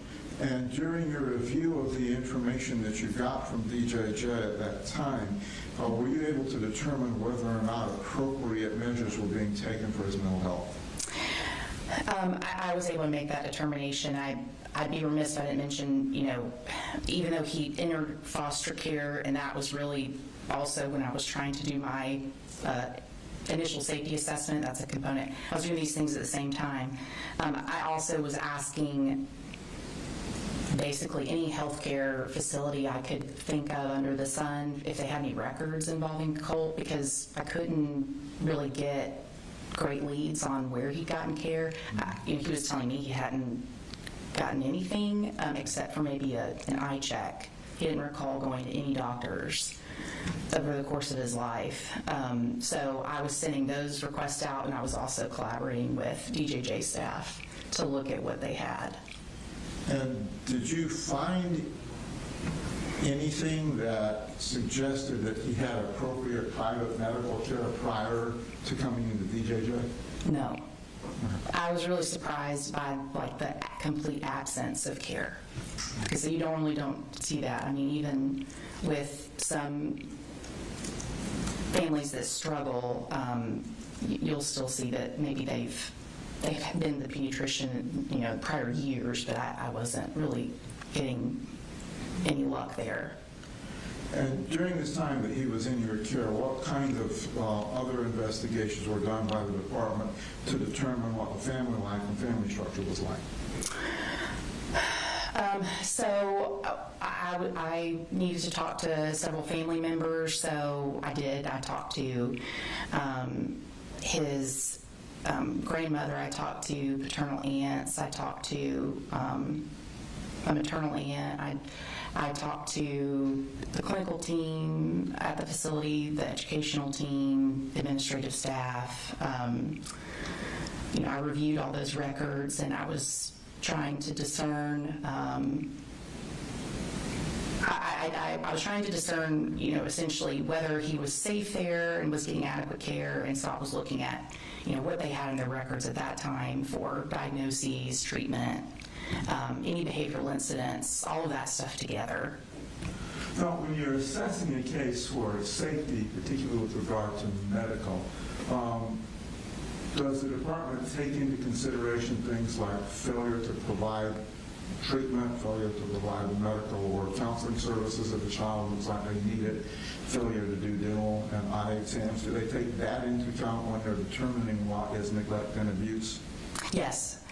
Those are, we have various categories of child maltreatment, and generally they're going to fall into, abuse, neglect, or other.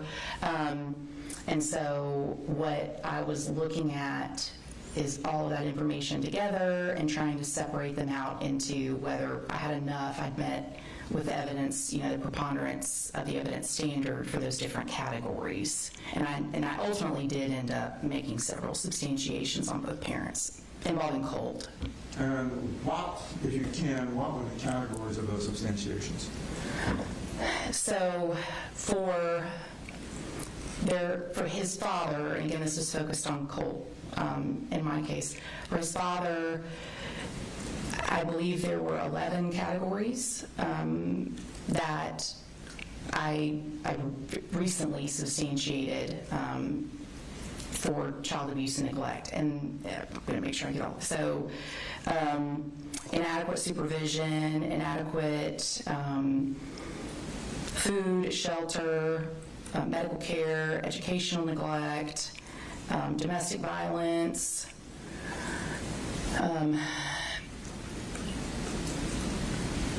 lack of psychological care. Let's see. There's a category for gunshot in our maltreatment codes, and that describes if a parent fails to adequately secure a weapon. And it discharges. There were many poisoning. That's one that I substantiated on the father and mother. But overall, across those, and I would have to look at my notes to remember all of them. But I believe Colin had 11 different categories across abuse, neglect, and other. Imminent risk of harm is the other category. That's where if they fail to comply with prior cases and now the children are in harm's way.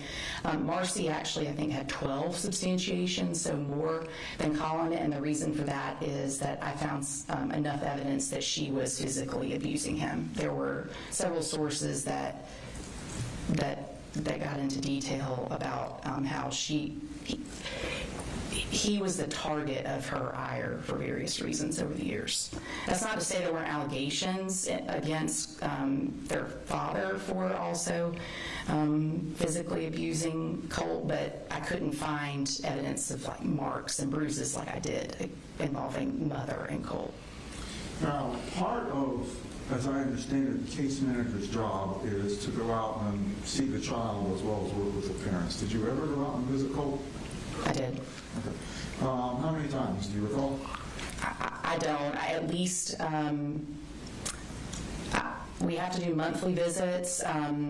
Just depending on when it was, I would do monthly, sometimes twice. I think for the month of November, I ended up that my visit was like at the tail end of October and then beginning of December, so I didn't technically see him in November, but we also would talk on the phone and I would stay in contact with with the staff there to make sure that he was doing well. Did his brother and sister have a separate case manager? Yes. Okay. And just to reaffirm, you're not specifically a case manager, you were just performing a case manager role because of the complexity of the case? Yes. Okay. And during your visits and conversations with Colt, did you ever get a handle on, from him and or from DJJ, what they were doing to address his mental health needs? I did. They would describe in the records, I could look at how his evaluations and diagnoses changed over time along with the medication. I could see where symptoms would wax and wane. I heard from Colt too about what he was experiencing, so I would ask him, generally, do you feel safe here? Is there anything you want to tell me? And let it be sort of led by him. Some concerns that I heard were that he was having a hard time sleeping. There were several self-harm incidents. They would adjust his medication.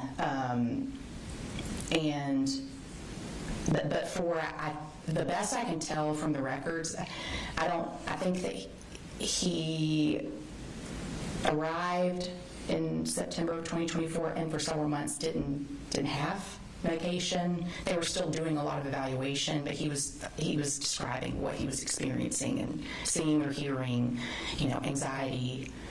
At times he would say mania or psychosis, and they would adjust accordingly. And did the records reflect any improvement in his behaviors while he was being treated? Yes. Okay. Did you have an occasion to talk to the personnel at the YDCs? I did. And did they also reflect that he had improved while he was on medication? They did. And one of my earliest notes, I think this was in fact my first visit to see him I think it was October 8th of 2025. the staff said that, so I had my meeting with him, I then met for some time with staff, and my takeaway, which I have in my notes, is that they believed that the no contact order that had been effectuated against his mother in July, I believe, of that year, combined with the start of medication, those two things together had changed him into essentially a different child. He was sleeping better. He was eating. I believe it was at that time that he went from losing a lot of weight because he thought he was being poisoned to starting to eat more, and they felt like no contact and medication is what the difference maker was. They believed that his mother was fueling this like ongoing obsession with school shooters, and that then seemed to change direction for him. He started participating more in a lot of other positive improvements. Now, Colt during this time was 14 and 15 years old, right? Yes. Okay. I mean, with your experience with DFACS, is that a critical time for children in their development? I'm not an expert in that area. Primarily, I'm an administrator of the agency, but I have been in charge of DFACS now for 5 years, and that, especially for younger boys, is a really important time in their lives.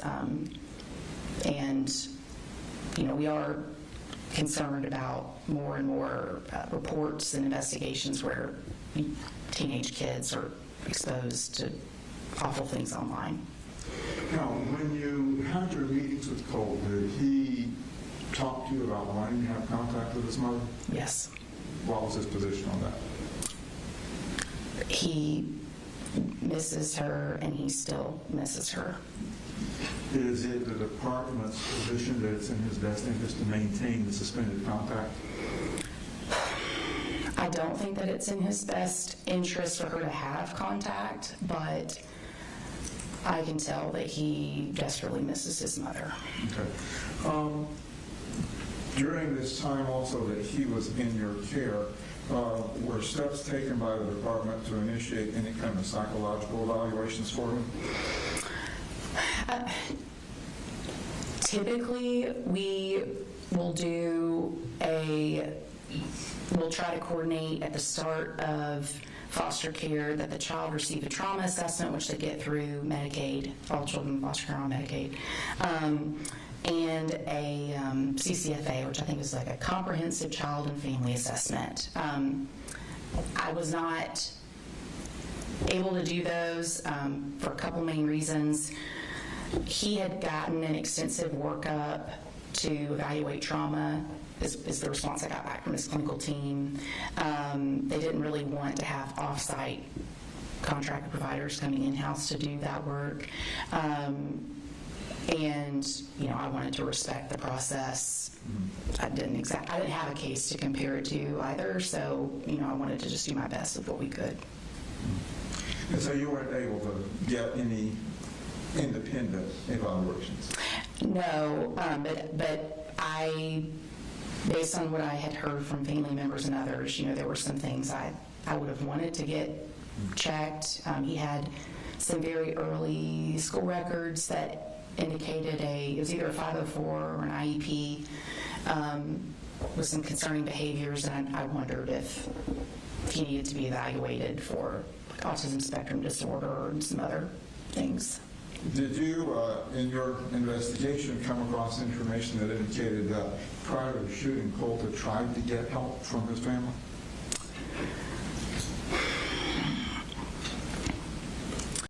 I did.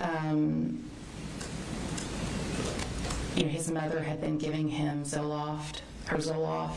So, when I talked to family members and him and even his siblings, something that seems pretty consistent, that there was knowledge about how much difficulty he was experiencing. The the inconsistencies were more about who knew what, when, and that's what the status was leading up to September 4th. And though he was not brought into trial before the shooting, had those concerns been raised to you after Colin and the family moved up to Jackson? Would the department have initiated a new investigation? Say that one more time.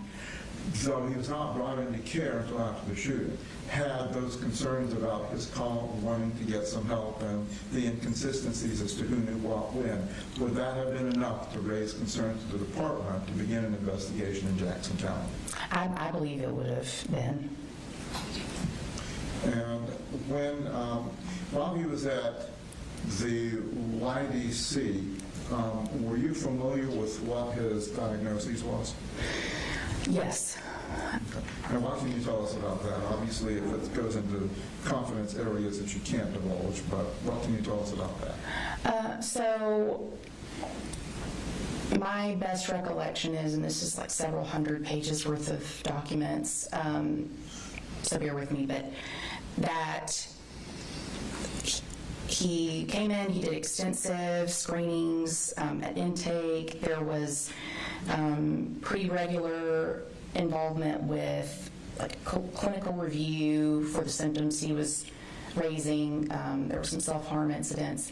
He was getting therapy, but I think it was the summer of 2025 when he, best I can tell is when he started taking medication.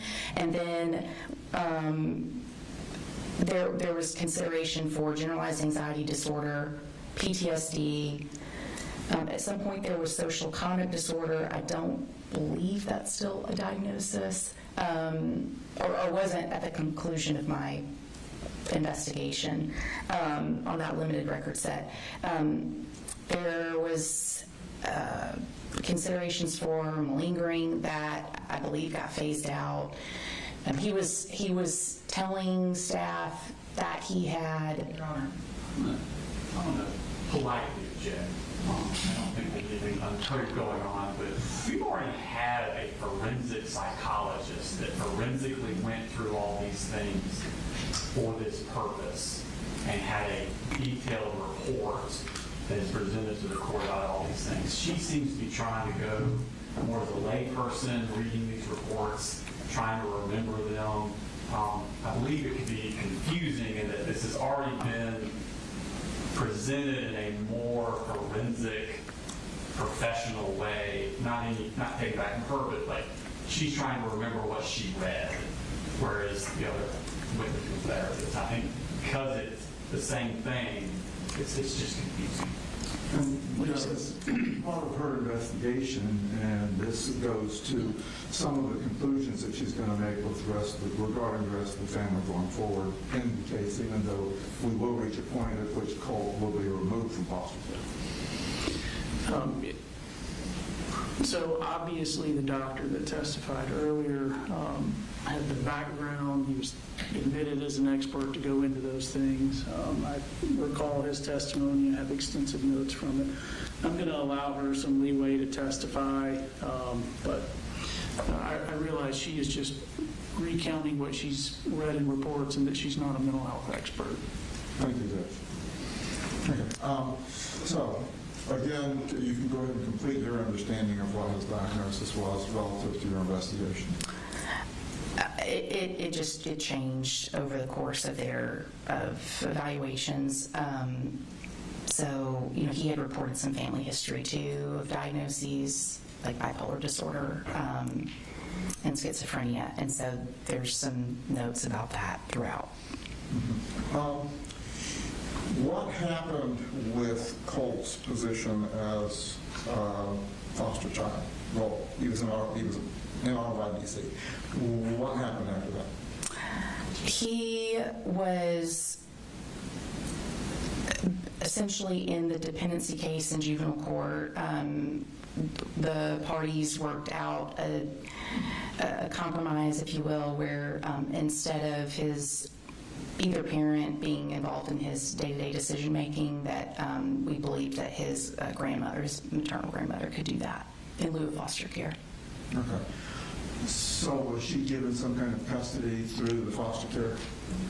The judge permitted her to effectuate a legal document. I can't recall if it's like power of attorney or guardianship, but something akin to that with the mother. So at some point then, his case was closed with defects. Is that right? His foster care case was closed. The investigative part, looking into the allegations of abuse and neglect, has continued. It's still technically open. Right. Since that's still technically open, does the department have a direction that they're going with that? Now that I have made substantiations against his parents, my plan is then to just formally work through the administrative process of closing out the case. If there were new reports that we got, then that could extend it. That's not uncommon either, but that's the status right now. Okay. So then, at that point, then officially, DFAC's connection with Colt will be ended once you close that portion of the case? Yes. Okay.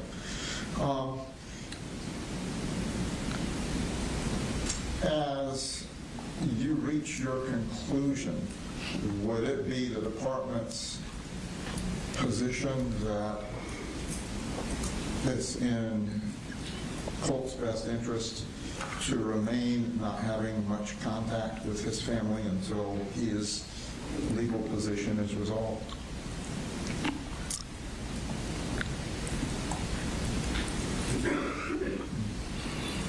Right now, I wouldn't recommend that he has contact with his parents, although if there was some way that there could be appropriate supervision between he and his mother, then I would consider it because of his wishes that he's indicated recently. Okay, thank you. That's all I have, Judge. Cross, Mr. Smith.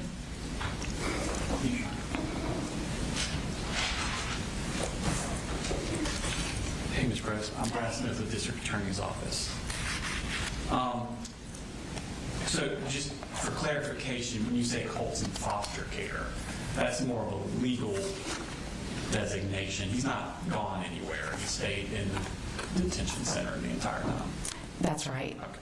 And he's not currently in foster care. Right. Okay. And that's a legal definition for like if someone needs to sign medical things and direct this kind of stuff. Yes, that can be a basis for it. Okay.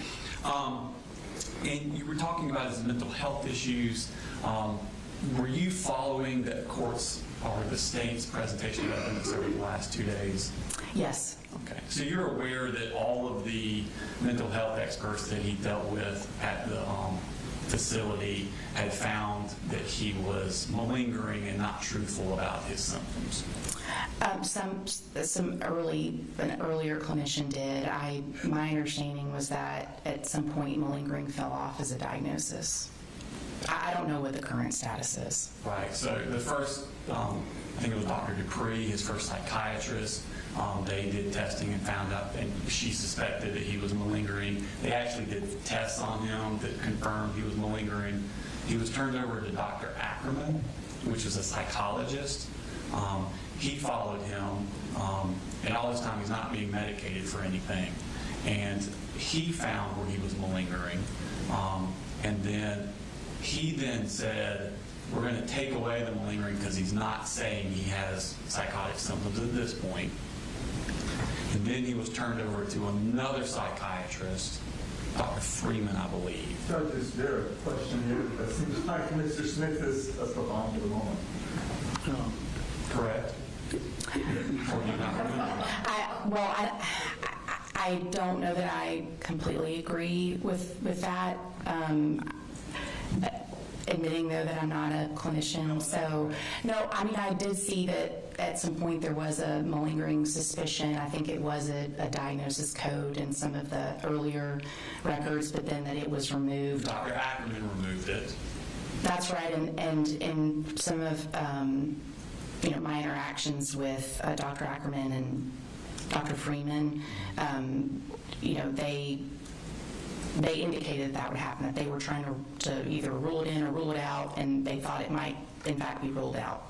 But I was that's a limited set of time that I was involved. But the only time that it was in the records that it was ruled out was Dr. Ackerman. And then later on, Dr. Freeman found instances of him malingering to her, or him. I don't know what was beyond that data set or record set. After that he was interviewed by his psychologist, Dr. Richards, Okay. and given tests when was malingering then too. I haven't been in, I don't know what's in any of those reports. So we have 2 other doctors saying he was malingering after that Dr. Ackerman took off the malingering diagnosis. I believe you. I don't know. I wasn't involved in that process. Well, you told the judge that the malingering had been taken off, and I just want to point out that that's not correct. I understand. I'm sorry. My time was limited to a specific data set, and I just recall that being something that fell off as a diagnosis. Okay, so let's go back to Defect's first involvement with the case. That was started in August of 2021. That was I believe the first report that we received on the family. And that was on Colt had researched how to kill your dad on the school computer. Yes. And he would have been in 6th grade at the time. I believe so. So the first report had nothing to do with Marcy or Colin doing anything to Colt. Not that I recall offhand. And then the next report was in February 1st of 2022, so a few months later, and that report was that Colt was not enrolled in school.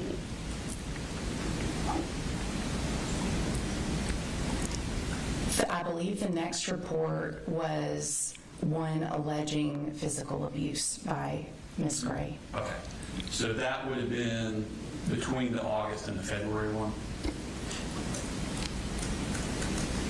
We had the initial August report that you described. We had a report that alleged physical abuse involving Colt, and then we had I believe it was in back to back. We had reports about truancy for all the children. Okay. January, February, I'm sorry. Okay, so between the August of 21 and February 22, around that area is when you had the physical abuse. Yes, sir. And that was Marcy, and it was specifically that she slapped Colt, correct? It was, yes, that she slapped him and that he had a swollen lip. Okay. And then, so then you had, in February, you had, all the kids weren't enrolled in school, but Colt specifically. I believe the report it had for all of the children being that they were excessively truant. It was like over 20 days for each child. And then the next report came in, that was February, the next report came in that November. Yes. And that was Marcy being intoxicated. It was several allegations. That I think was probably the primary one is substance abuse, but there were also concerns about the children's hygiene at school. The parents arguing like domestic violence allegations, that type of stuff. And the domestic violence was between the parents with each other. Yes. Okay. And then fast forward a whole year to October of 2023 is the next issue, and that is Marcy test positive for drugs. That case, I think what you're saying is that case ran from November 2022 right to basically October, the end of October the following year. Right. And that's because of a failed drug screen, one of a few in fact, but Right. yeah. And then, so that was October, y'all gave the kids to the father. Yes. And then the case was closed on October 31st, 2023. Yes. Okay. So what we have here, the allegations are truancy, hygiene, and mom's using drugs, and there was one incident in 6th grade where mom slapped him.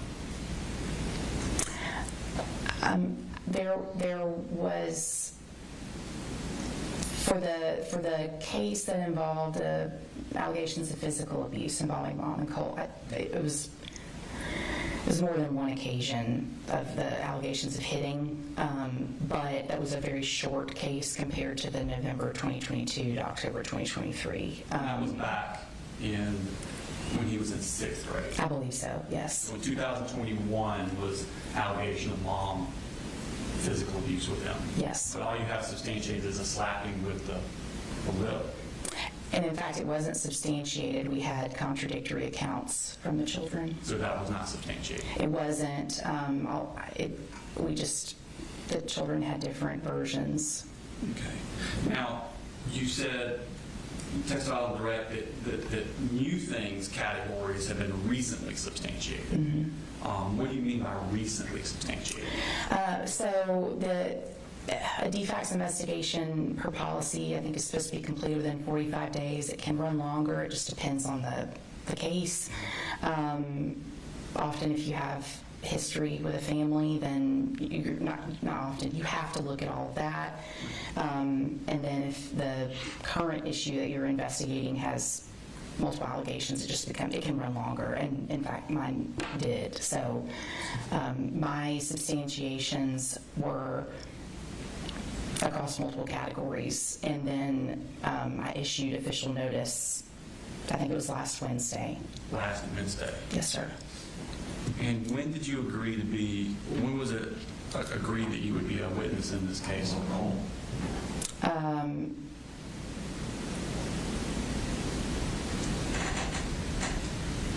I think that we had talked about it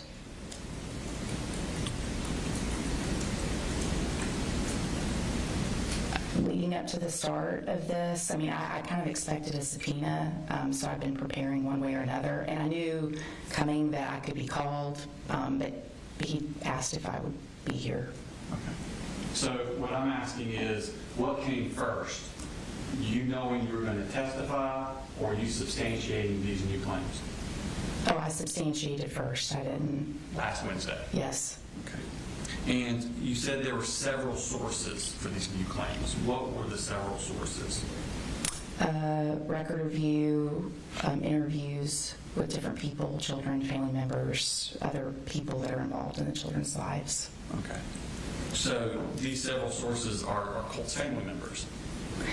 Not just that. I mean, it could be the guardian ad litem that is assigned to any of the kids. In fact, it was. And then I'm trying to make sure I cover everybody that I've talked to. DJJ staff, I mean, so it wasn't just family members, but that's generally the universe of what I recall. Process of substantiation, how long are we talking about where these sources came forward with these new claims? Oh, I mean, they're not necessarily new. It's just that I was trying to make sure that I did a thorough investigation into each of them, and it was just significant review of materials. Was it before or after Colt decided he was going to plead guilty and y'all knew there was going to be a sentencing hearing? I didn't know what his goal was going to be for court. Okay.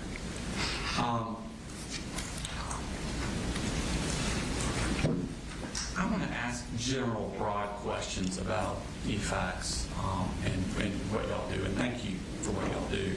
How many children approximately does DFACS monitor for homelessness?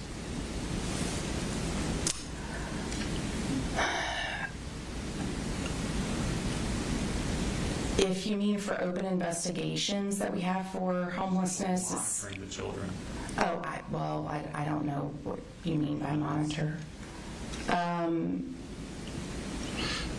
I mean, we probably get several hundred thousand, maybe a couple thousand. That's almost pure speculation on my part right now about reports that have that allegation is one or many.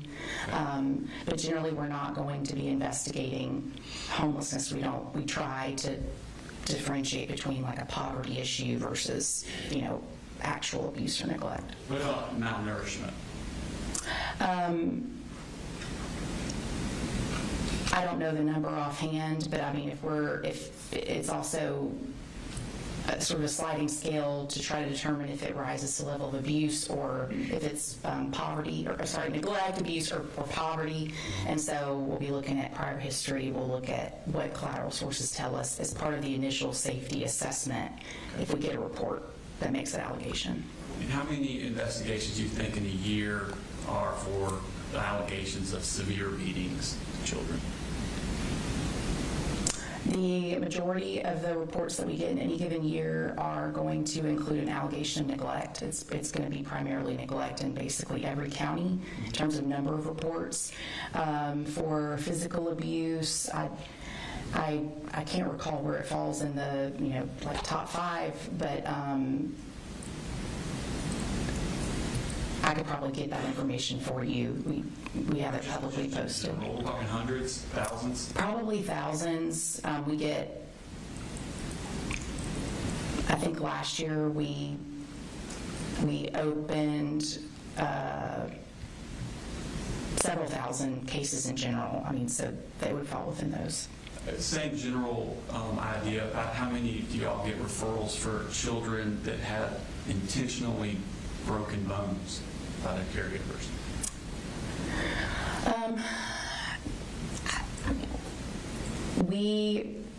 In what I would describe as more non-accidental trauma cases, then that's going to be a much smaller category. I don't know that we're even talking hundreds per year. Okay. How about strangulation? I don't know that number offhand. That's going to be a much smaller category. Intentional burns? I don't know that number offhand, but I think based on my anecdotal recall of our cases per year, it's going to be higher than an allegation of strangulation or non-accidental trauma. How about sexual abuse? It's going to be a pretty recurrent allegation that we get. That's a pretty large number, isn't it? Yes, it is. How about rape specifically? We categorize it as more sexual abuse or sexual exploitation. That's the maltreatment codes that we would use. So we don't refer to it as rape unless we've done the investigation and we have enough evidence to indicate that in fact occurred. And the last is probably another subset is like child sex trafficking. Y'all get investigations for that? We do. How many do you think you get that in a year?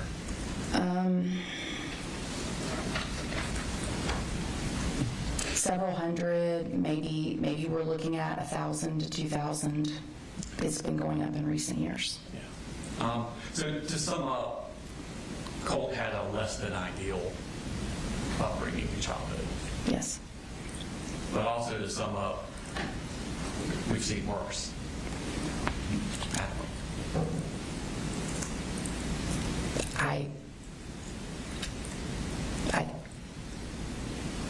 I think that's fair, but child abuse or maltreatment in general is something we just want to try to avoid or work with the children to address the trauma.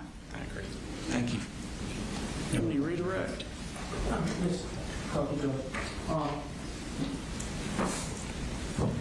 In the context of intensity to a child, does it matter if they were abused by their parent by slapping in the face or having their arm broken? In their view, does it matter? Objection, Your Honor, calls for speculation. So she works with an agency that has to make these determinations all the time and when they're working to reunify. Calls for speculation. Yeah, I'll sustain it. I think slapping in the face is not as bad as intentionally breaking a bone, but got another question. Within the context of DFAC's policy, you don't really monitor cases, do you? You get them on referral? Correct. Okay. So your resources with the department don't allow you to track every child or every circumstance that exists in the state of Georgia, right? That's right. We rely on reports. Okay.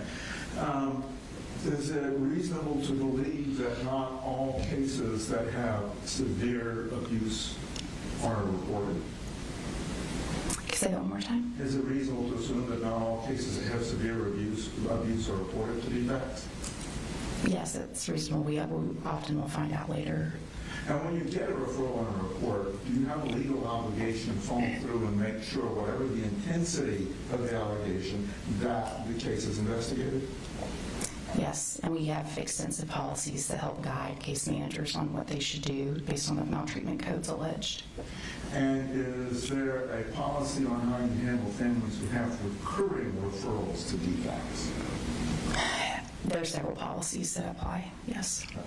And so if a family has more referrals than, say, the standard, which may be one time over spanking a child, about several things, and it may not be severe each one. How do your policies interpret the way you approach that fact? We review all of the records that we have, including just reports, including if we did an investigation, what that is, all the different case types that we would have worked.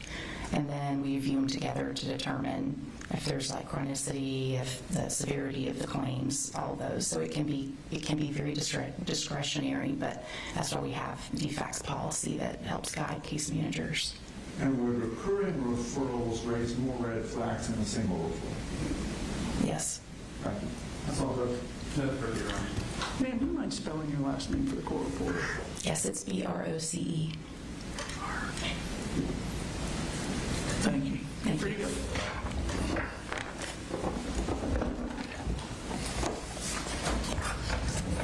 Mr. Allen.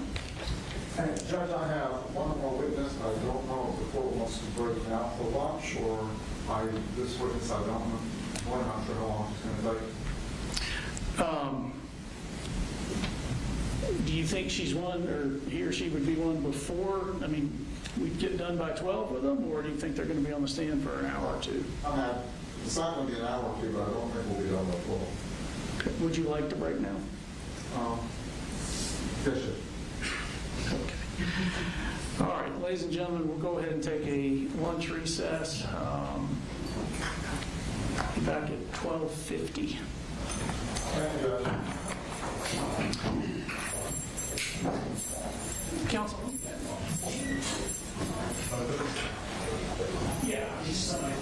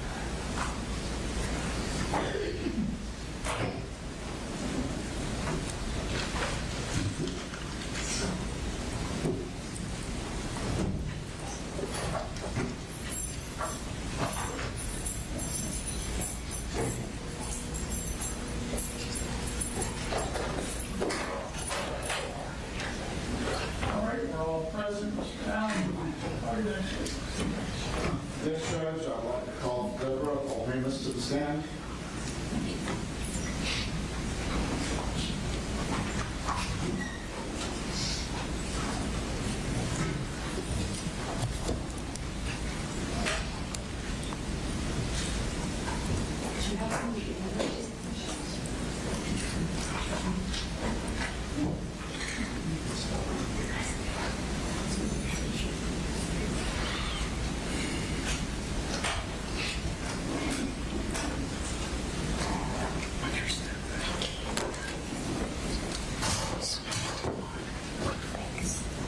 Please raise your right hand.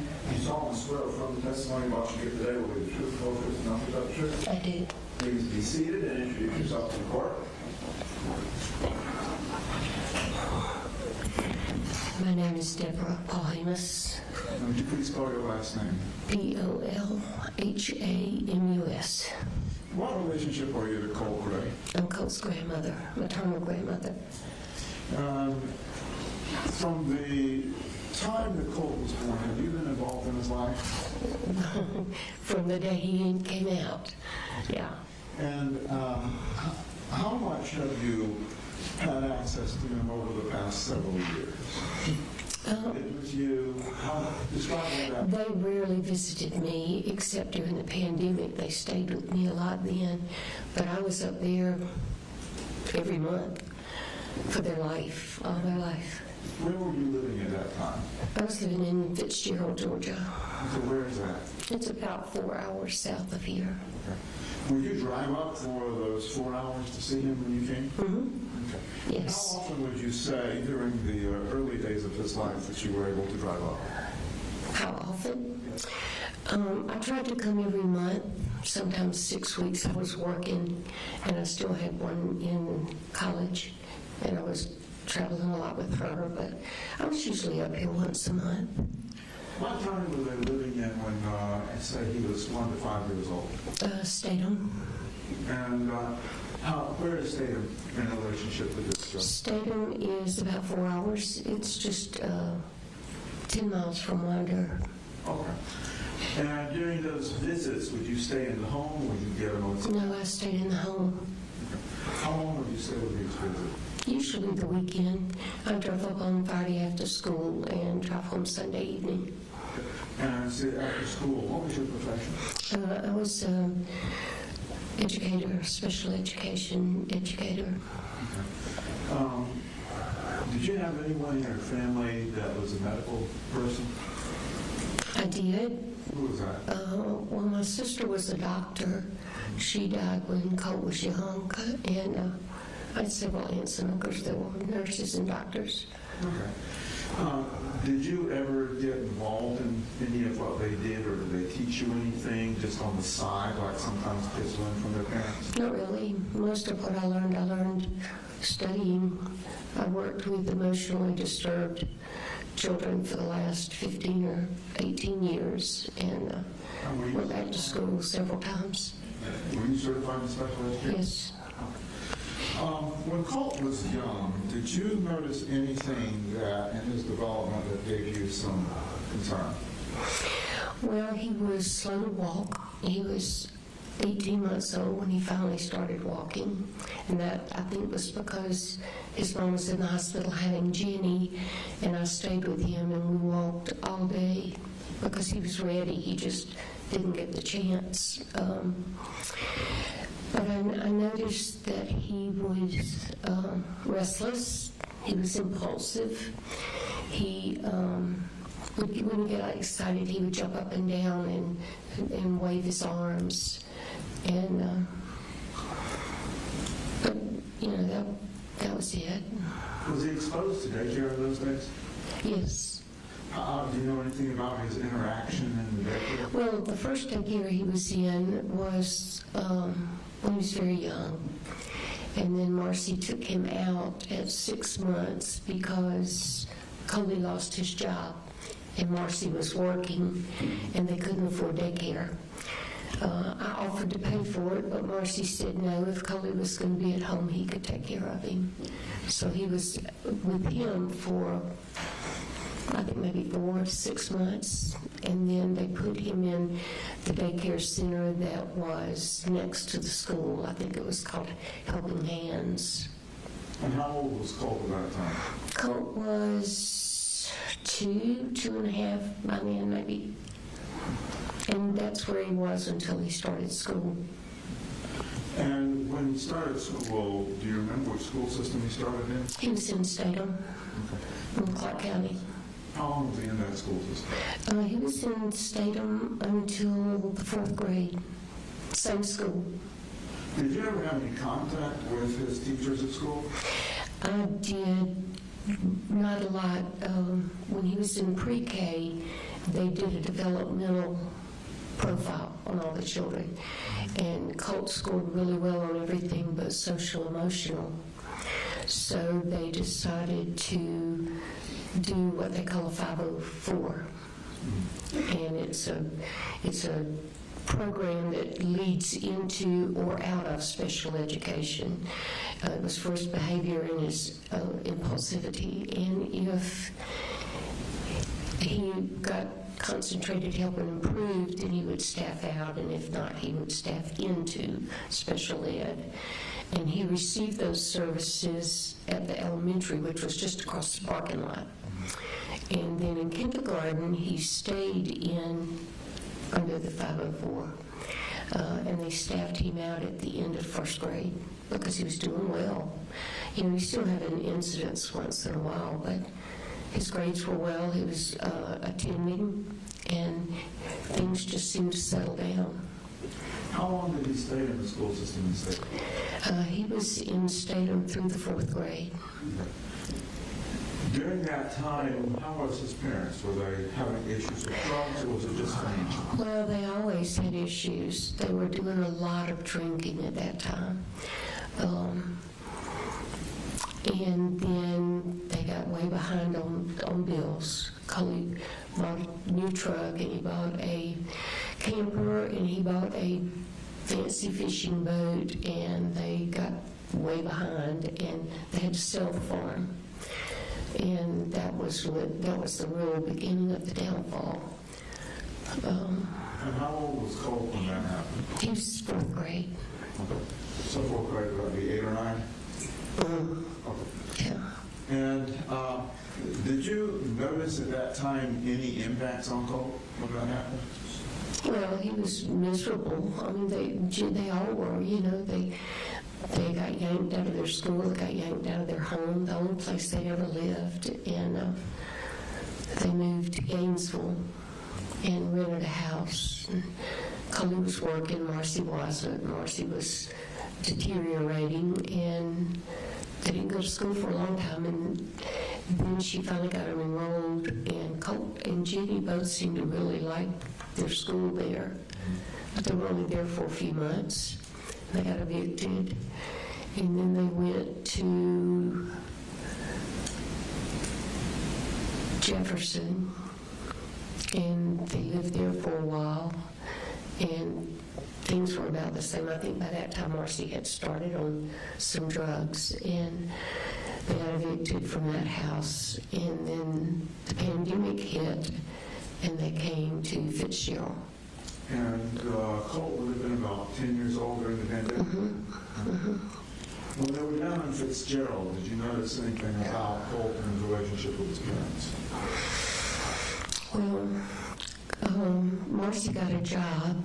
Colt and Jenny stayed with me most of the time because I was doing school with them. Jenny spent the night a lot. Colt would go home. They moved all of their stuff into a 1,500 square foot house, and you couldn't walk in the front door, and it was all turned upside down, and they were just miserable. I mean, you know, they didn't have anywhere to play, they couldn't nowhere to sit down and watch TV, so they stayed with me most of the time. And how was Colt's social interaction at that time? He didn't have any. You know, during the pandemic, they were staying with me. I took them swimming and things like that, but they didn't really have any contact with other kids. I got them in school, and I would take them, well, in the beginning, Coley would take them. Coley didn't work, he never did get a job during that time, and so he would take them to school and pick them up. We got Colt signed up for football, and he played football and had a really good time doing that. And Jenny was playing soccer. And then after DFACS got involved, Coley was not actually named on the initial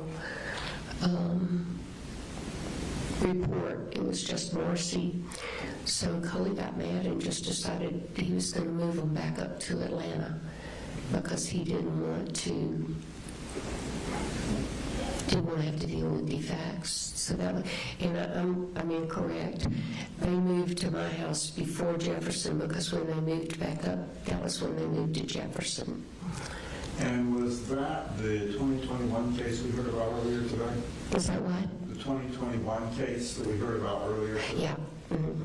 Well, what do you remember about Colt and the incidents around that case? Well, we reported them to DFACS because my other daughter did. I couldn't bring myself to do it.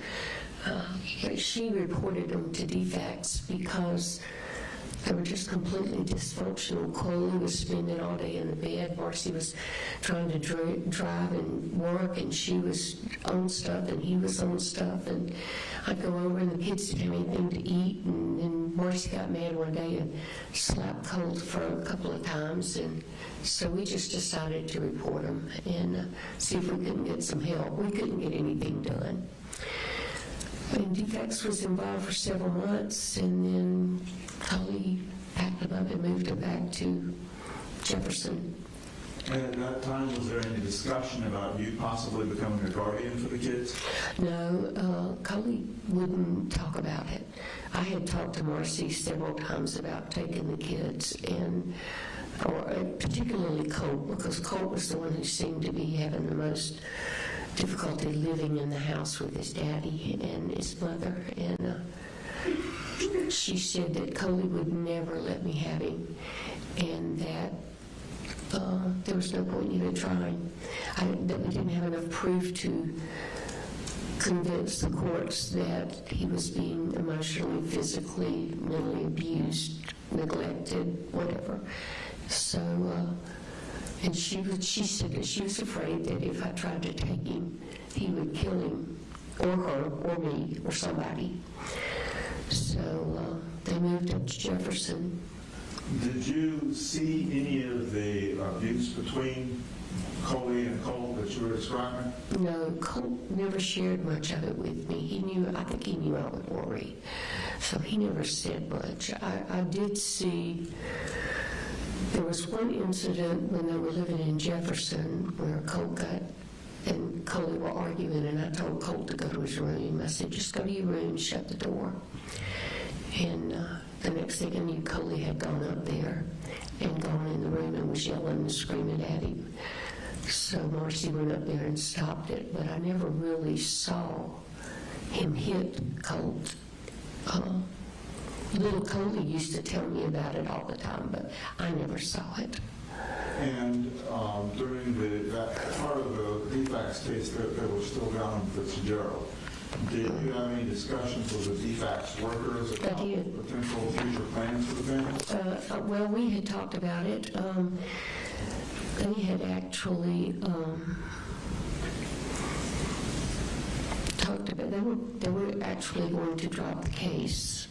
They had decided, Marcy had been clean for a year, so they decided they would drop the case. Wait, I'm getting mixed up. That's the second time. I really didn't talk to them the first time much.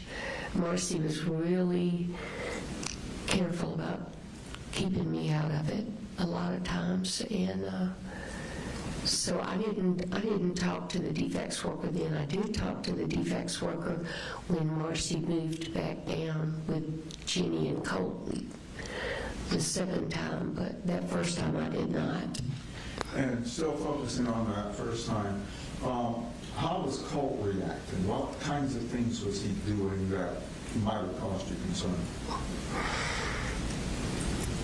Well, he wasn't really doing anything except staying in his room a lot, and that was because there was nowhere else to go. But he wasn't on the computer all the time at that time. He would draw, he would read, he'd go with me. You know, we'd go to the grocery store and go to my house, and we really didn't have any contact with anybody because of the pandemic. How was his ability to make friends at that time? His ability? Yeah. I don't know. He never got the opportunity. Now, when he started school, he met kids, but he didn't really have any. When he was playing football, he became buddy with some of the kids, but after football, that was it.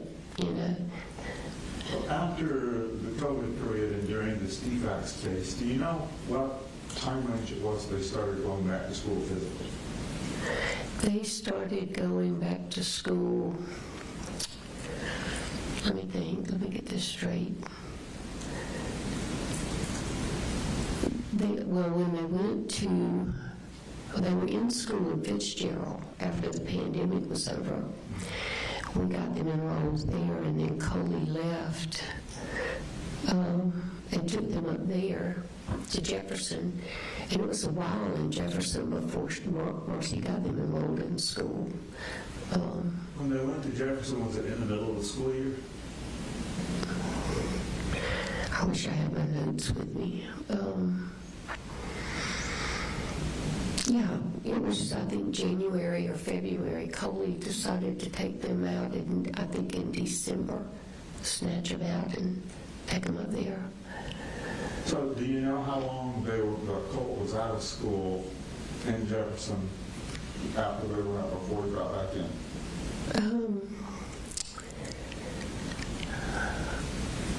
I'm trying to think. That would have been 7th grade.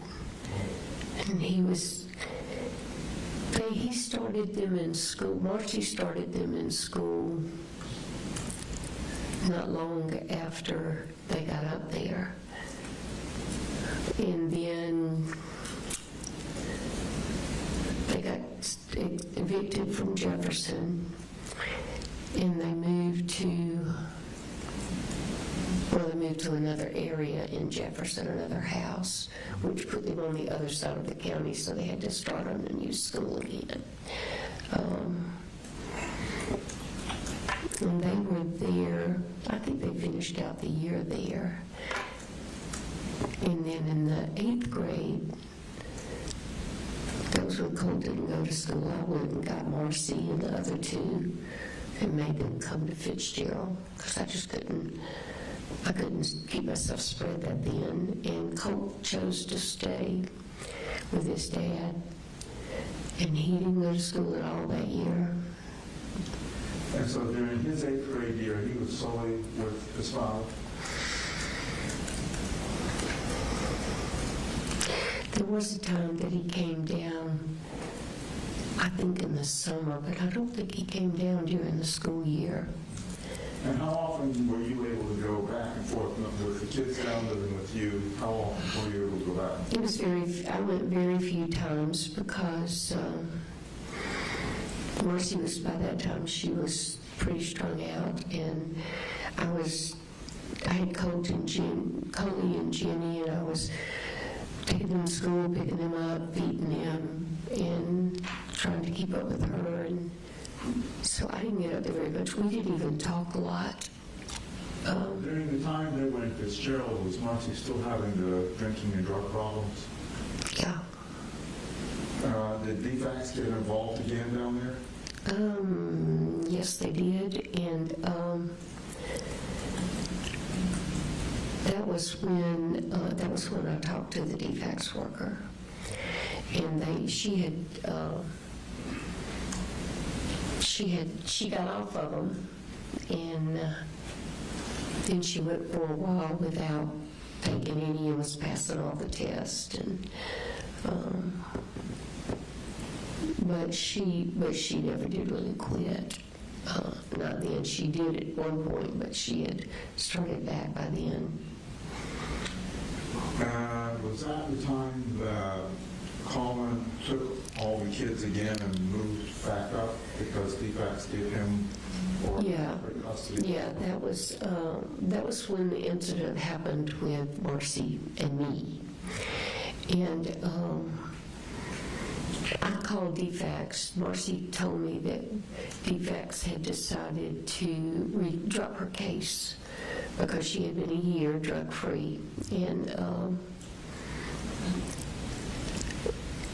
I called the DFACS worker and told her that Charlie and I were going to Virginia for a week, and that the kids were going to be staying with their mom, and that I needed to know if they would stop by and do a checkup just for me. And they said sure, and of course they stopped by, and she tested positive for 3 or 4 different things. And I was still in Virginia, so that was when they called Coley. They had to leave her with somebody, and they couldn't leave her with me, so they called Coley, and he came and got him. And just to clarify for the court, who is Charlie? Charlie's my husband. Okay. And all this time the kids are back and forth in your home, Charlie's there too? How much conversation or interaction did you have with Colt during the time the kids were down there and he was up with his dad? Not a lot. Not a lot. I went up, I think, maybe once or twice, and we talked on the phone some. But Coley was real good about changing his, I shouldn't say that. But little Coley, the last time I was up there visiting when the kids were with their daddy, little Coley kept begging me to stay. And I told him, I said, I'm coming back. I'll be back in a week or 2. And he said, Mammy, my daddy's always so much nicer to Colt when you're here. And I sat down with him and I said, well, what does your daddy do? And he's always yelling at Colt, and he's always fighting with him, and he hits him, and you know, that was out of the innocent mouth of a child. Little Coley was 8 at that time. So it was still going on, but I never saw it. You know, Coley was always hunky-dory. Hey, Mamu, come on in. But apparently it wasn't that way all the time. So when the other 2 children were going back then with Colin, was he up in Jefferson County area still? I mean Jackson County area? When the kids were up there? No, he was, he and Colt had moved to Bethlehem. While I had Marcy and the kids, Coley told me that he wanted to try to find a place that was less expensive because he only had his income. And so he found the house on Harrison Mill Road in Winder, and they moved there. And when the kids came up, that's where they all stayed. And when they moved to Bethlehem, did that cause a disruption for Colt's school? It caused a disruption for Colt because he made the comment to me that he loved Jenny and Coley, but it was always so much more chaotic when they were there. You know, apparently he and his dad had kind of settled into a groove, and he was afraid it was going to get turned upside down. But by that time, Colt was spending a lot of time on his computer, obviously, and I just didn't realize it. But you know, when he come out of his room and we'd sit and talk, it was just like Colt, you know, in the beginning. What, if anything, did you notice, or what event happened that made you start worrying about Colt specifically with his development and mental health?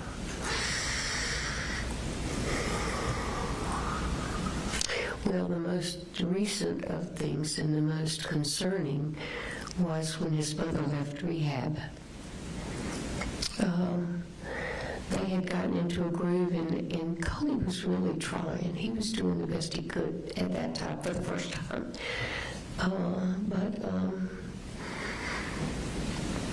Marcy left rehab and went to Winder. And approximately what year frame is this? I'm sorry, what?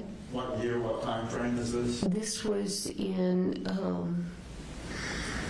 June, July, before the shooting. Okay. And, A few months before the shooting? yeah.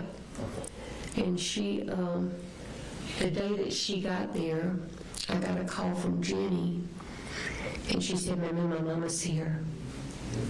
I said, "No, I just talked to your mom last night. She's still in rehab." "No, she's here."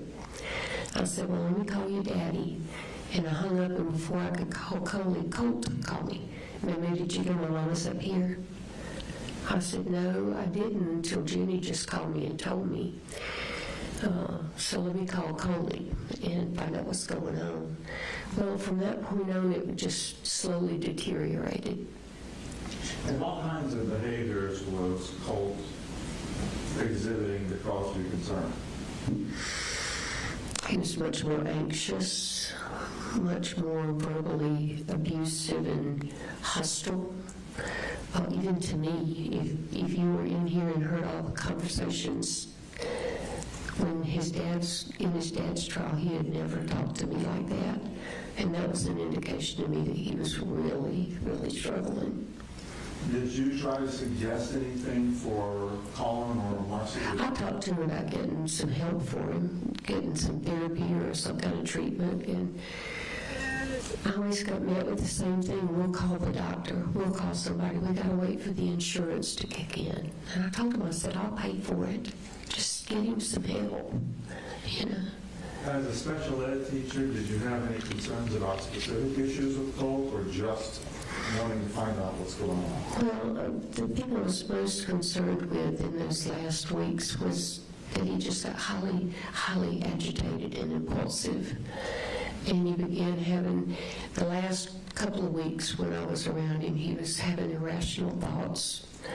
And he was almost to a point of not making sense. Sometimes when he would talk, just erratic. What did you know about the gun that Colt had? I knew that his daddy bought it for him for Christmas. Cole told me that he got it because Colt seemed interested and he really wanted to find something that they could do together. From the time Colt was little, Coley talked about taking him hunting, Of course, he bought the gun, they went hunting once. That was kind of the way things happened. But I didn't know that much about the gun itself. I knew it was an AR something, but that didn't mean anything to me. I knew it wasn't a handgun. Did you ever see it directly in Colt's possession? I did. He came in the kitchen and showed it to me when I got up there at Christmas. And then once when I was in his bedroom, he had it in there and he showed it to me and talked about how you load it and how you shoot it. Did that cause you any concern that he had the gun in his bedroom? Honestly, it didn't at first because my daughter had BB guns and she kept them in her room. I mean, we never had real guns, but Coley kept guns all over the house until Marcy sold them all. When they lived at the farm, he probably had 20 or 30 guns. And some of them were locked up, but most of them were just sitting in the corners. My daughter always told me it's a miracle I didn't get run over by a train. I'm so oblivious to things, but Colt didn't walk around with it all the time. It was just in the corner of his room, and I just honestly didn't think anything about it. And then in the June event that you were referring to in 2024, did anything come up that made you concerned that he had access to a weapon based on his increasing aggression and anxiety? No, I asked him one day if he kept it in there all the time, and he said some of the time, and then he told me that he had asked his dad to put it up for him. And then the last time I was up there, he came in and said, I told my dad I wanted him to lock my gun up. This was when I fell and broke my hand the week before the shooting. And I just figured that Coley did. And did Colt's behaviors ever rise to such an extent that you attempted to get some kind of appointments in place for them to Yeah. know? Colt had a really bad panic attack at school, and the counselor called his dad, and his dad told him he couldn't come and get him, he was at work. So she called me and asked me if I would just talk to him. So I did, and calmed him down some, and I told him, I said, even if I leave right now, I can't be up there before school's out. You're going to have to stay there. So just stay in the counselor's office and sit down and do some deep breathing, and I'll be up there in the morning. I'll come up in the morning. So I got in the car the next morning and drove up there. He called me when he got home from school to let me know he made it home okay on the bus. And I went up the next morning, and Colt was at home. And I asked him how he was feeling. He said he was feeling better. And I told him that I was going to the school, and I went to the school to meet with the counselor. And I told him, I said, I don't have an appointment, but I really, really need to speak with the counselor. So she did see me, and we talked about what my concerns were, that I just had this feeling that Colt was going down a rabbit hole or something. And she said that they had just started using a certified therapist with some of the students, and that if I could get Coley to fill out the paperwork, she could start seeing Colt. So she emailed the paperwork to Coley, and he did fill it out and emailed it back. That was on Wednesday. No, that was Thursday. And she told me that she would be at the school the next Thursday, and she could see him then. So then I left there and called the behavioral center in Athens, and I told him what the situation was, that I was very concerned that Colt was just really, really struggling and wanted to know what I needed to do to get him in. And she said that we could just walk in, fill out all the paperwork, and they would keep him. And they would keep him for several days if they needed to find out what was going on.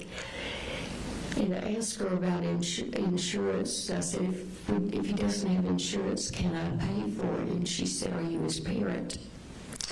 And I said, no. And she said, well, if you're not his parent, we can't take him.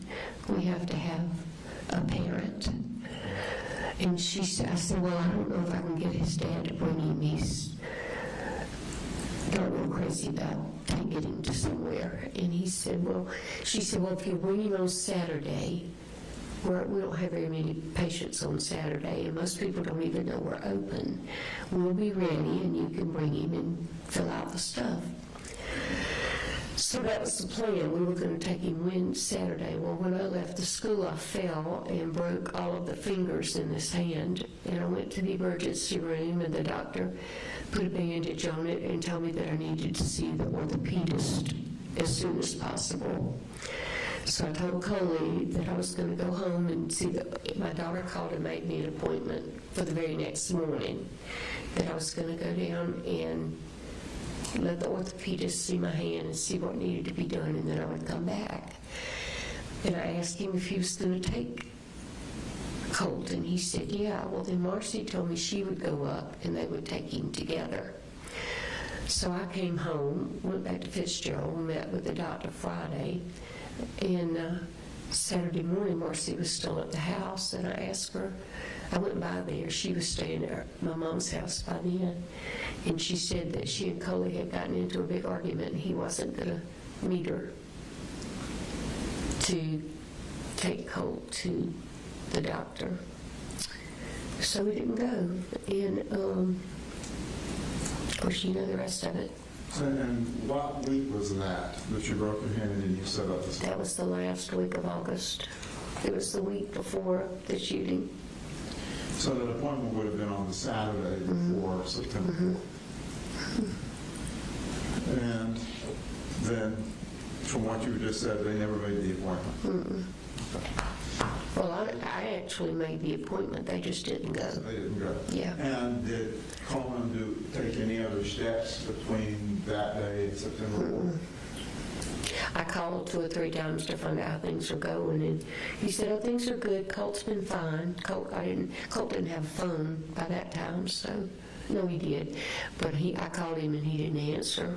And then, When did you first find out about the shooting? about the shooting, Yes.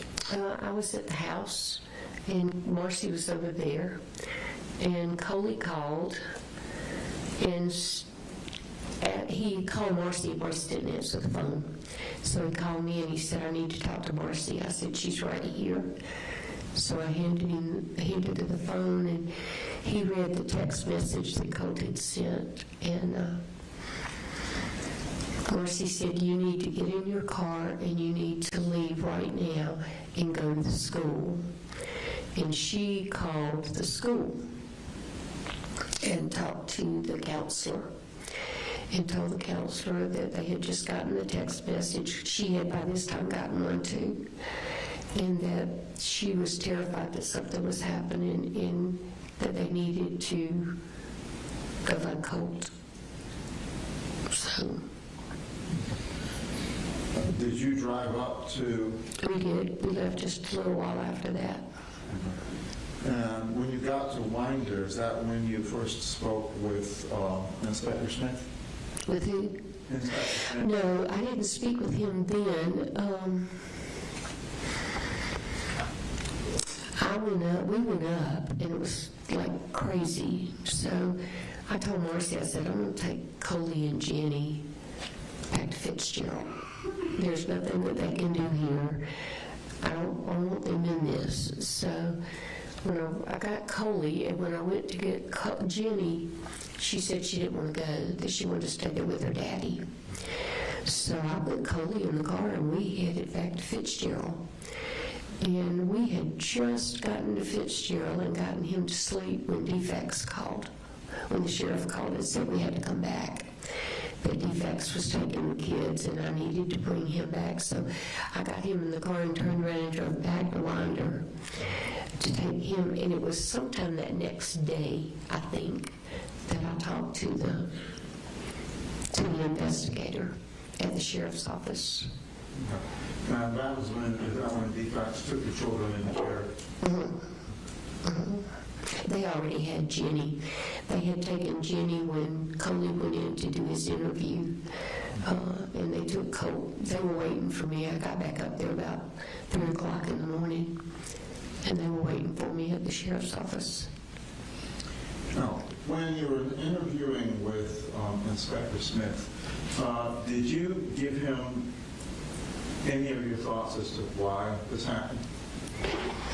I honestly can't remember, but I'm sure it had something to do with his mom and dad. By that time, my brain was so fried. I honestly don't remember a lot of what we talked about in that interview.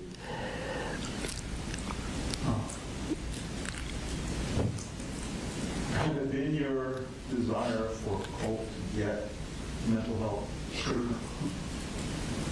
Did you want him to have mental health treatment? Absolutely. In your capacity as a teacher, did you find that to be important? Yes, absolutely.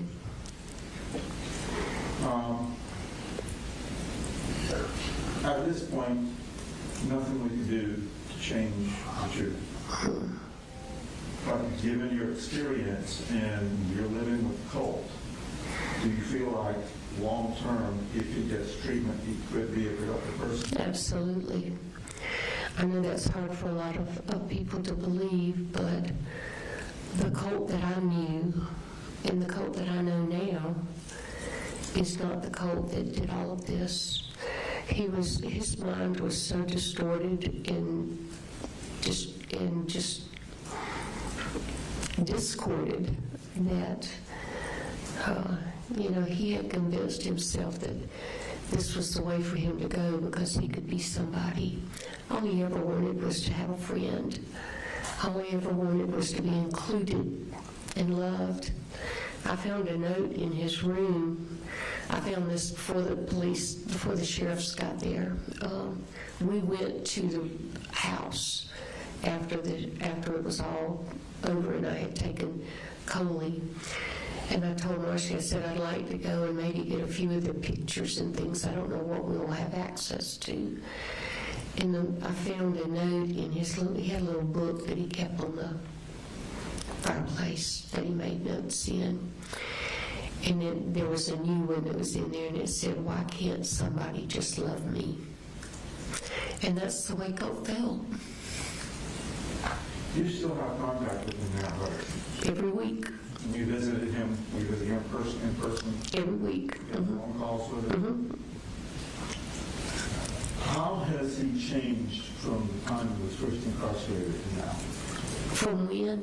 From the time he was first incarcerated? He's so much better. Colt was in desperate need of routine, structure.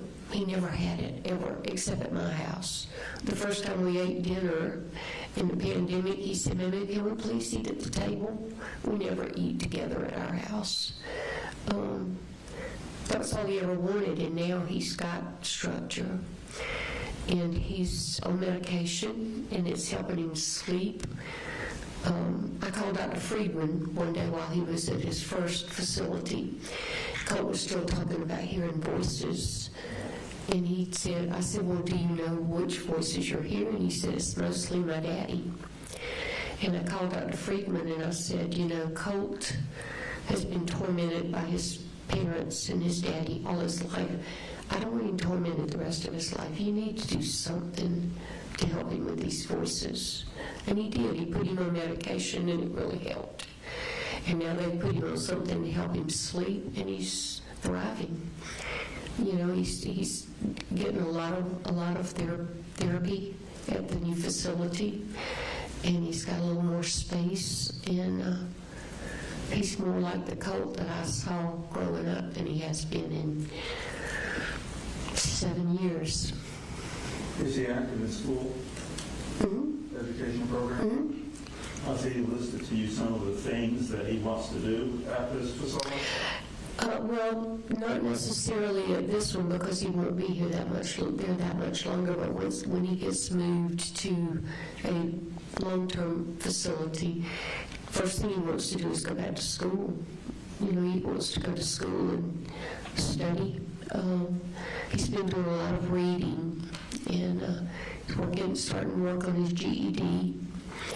And he's been doing, so we've been talking a lot about mediation.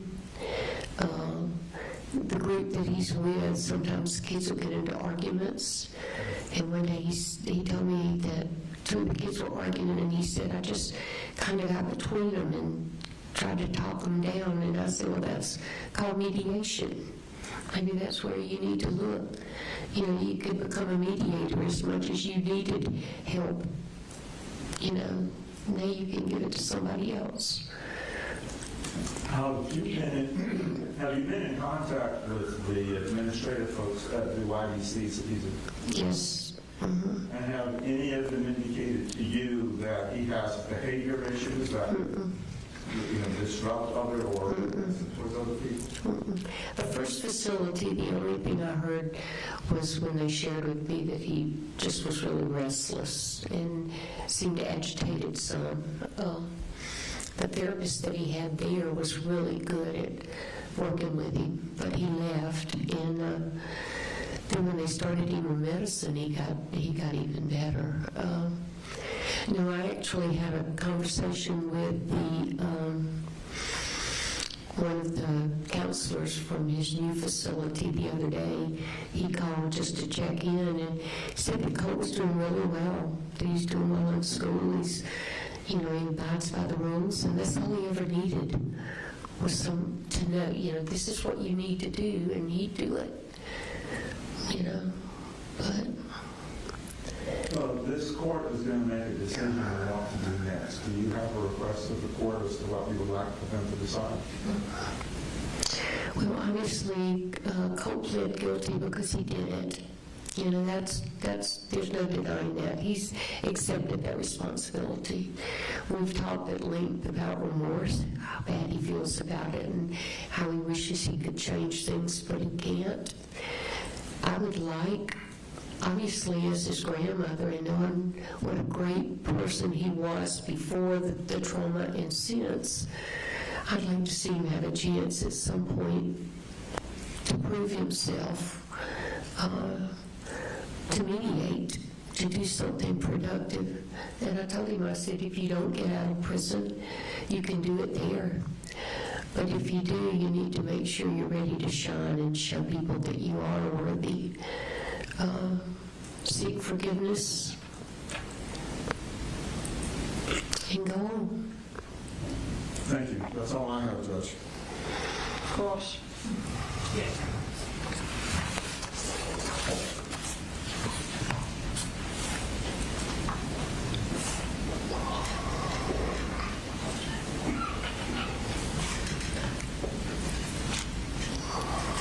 Okay, so Debbie, I'm a little confused. What time did you get to Winder on September 4th? What time did I get what? To Winder on September 4th of 2024? Oh, it was after lunch. So you left at like 10 o'clock to drive up here. No earlier than 2, right? No, it couldn't have been earlier than that because, you mean on the day of the shooting? The day of the shooting. Okay, no, we didn't leave until probably lunchtime, got up here around 4. Okay. And you're saying you got there before law enforcement arrived at it? No, they were all over the place. Okay. No, it was the next day that we went over there after we had brought Coley and them back. And we went to the house because we had a key. I had a key because I was in and out all the time. Earlier you testified that you found the note before law enforcement. No, I'm sorry. No, it was the next day. I wanted to go by there. I had taken some of, over the years, I had collected things of their lives that I didn't want to disappear. You know, pictures, drawings that they had done, toys, Christmas ornaments. And when they moved in with their daddy and things settled, I took a lot of that up there to them because I knew in all the moves that they went through, things got thrown away, and I didn't want everything to get thrown away. So when we took Coley and to DFACS, we had gotten a hotel room, and the next day before we left to go home, I told Marcy I wanted to ride by and see about getting some of that stuff. I said, because I didn't know what was going to happen to the stuff in the house. I figured that we would at some point in time have to pack everything up if Coley wound up going to prison, but I didn't know. So that was when I found the note. And where was this note? It was on the fireplace. The fireplace that law enforcement went over that entire house with a fine-tooth comb for a day. And saying law enforcement didn't find this note that you did. Oh, I don't know about that. Where is the note? Did you give it to law enforcement? No, it's at my house. You didn't think that would be important to give to your attorney or his attorney? Well, no. I mean, you know, I could bring it back to you if you want it. No, I just would have assumed you would have brought it. Well, it wasn't something that I intended to bring up because I just figured it was going to be question and answer. What did you do? What did you not do? But since I got into the story form and I found that note, you know, I mean, Okay. I guess that's just one more mistake I made in the whole situation. I didn't think it was something that mattered to anybody but me. Well, you're here asking for the judge to give your grandson some remorse, or not remorse, but give him the benefit of the doubt and give him a chance to get out. And you want to present evidence to this court about why you think you should get out, and you obviously thought that was important. I did think it was important, but not about him getting out. It was just important to me because that's the way he'd always felt. Nobody loves me. Why can't somebody love me? And You've paid for his defense attorney, correct? I did. And you paid for his psychologist, I correct? did. And you believe his parents failed him, right? Yes. You believe part of the reason we're here today is because Marcy and Colin were terrible parents, right? I wouldn't call them terrible, but they're pretty close. Okay. I mean, that may not be the word I'd use, but And yeah. you want to make sure that you can do everything you can to give Colt a chance today. Because you believe you also made mistakes, right? Because what? You believe you also made mistakes in this whole situation, right? Well, I'm probably the most guilty of all in this situation because I was the one who could have done something and didn't. Because I was vulnerable enough to listen to my daughter say, you can't take my son, my husband won't let you. But at the end of the day, Colt is also responsible for Absolutely. his actions, right? Absolutely. And you've been in here this whole time during this sentencing. You've listened to everything that the state has presented, correct? And one of the things that we presented was a jail phone call between Colt and Marcy, and you were present for that on December 5th. Most of the calls that they took, I wasn't even in the room. Marcy was staying with us at that time. Marcy was staying with y'all, and she would talk to Colt. Mm-hmm. You would also drive her up to see Colt, right? Mm-hmm. Because she didn't have a license at that time. Mm-hmm. Now, on one of these calls from December 5th of 2024, you're in the room when they're talking about watching documentaries of mass shooters, correct? Mm-hmm. And Colt actually wanted you to watch some documentaries. Mm-hmm. And you did. Mm-hmm. And he wanted to know if you saw some similarities between him and James Holmes, right? Mm-hmm. Okay. And you watched it, you said you saw some, but not a ton, right? Yeah. And you did that because he wanted you to watch it, right? Well, he asked me to watch them, but the main reason I watched them was because I wanted to see what it was about the shootings that was so intriguing to him. And so this is 3 months after the shooting, Yeah. after he committed his own mass shooting, Mhm. and he's still watching documentaries, Mm-hmm. and you're watching them for him. No, I wasn't watching it for him, I was watching it for me. But you watched it because he asked you. I did, yeah. And on that jail call, we don't hear you say, stop watching these, what are you doing, right? You do it. You don't call his counselor, you don't call DFACS and say, hey, Colt's still watching documentaries, he needs to get some help, right? Mm-hmm. You didn't do any of that. No. Okay. But I didn't realize he was still watching them. I thought they were documentaries he had watched before. I didn't know that he had access to any. Once he went to YDC, he didn't have access to anything. But you know he's still talking about it and Yeah. he's still interested in it. Yeah. And you actually watched it, like you just said, because you wanted to see why he's so interested in these things. Ask and answer. And you do stuff for Colt because you don't want him to get mad at you, right? You want to placate him. I want to what? Placate him. You want to do what he says so he doesn't get Yeah. mad at you. No. I tried to help Colt because nobody else was helping him. But he got mad at me when he was 3 years old. But that was okay.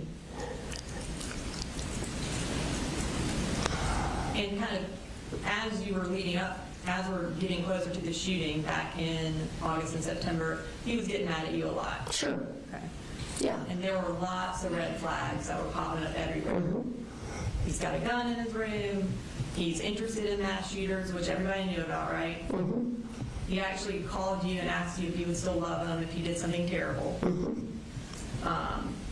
You specifically told Colin you need to get him treatment, right?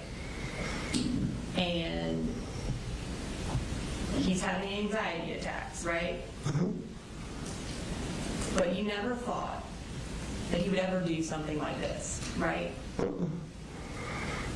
And you admitted, you said your daughter calls you oblivious. You're kind of oblivious to things, right? And you're oblivious to Colt's red flags, essentially, right? And you were in here listening to all those phone calls where Colt and your daughter are talking about what a popular mass shooter he is. Yeah, And that was really hard for you. it was. It was devastating. Because you never would have thought that your grandson, your favorite, would ever have been excited about being a popular mass shooter, right? Never in a million years would have thought that. Never. And you also don't know that if given the chance, he wouldn't do this again to get more notoriety, right? You No, can't say that. No, I can't. Absolutely not. There's no way anybody could say that.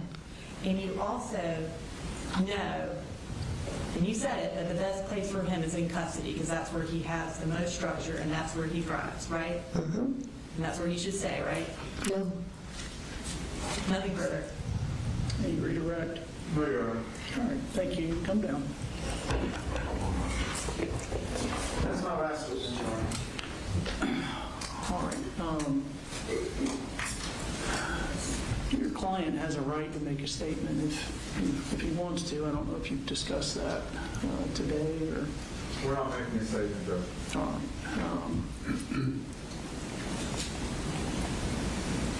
You all ready for closings, or do you need a break?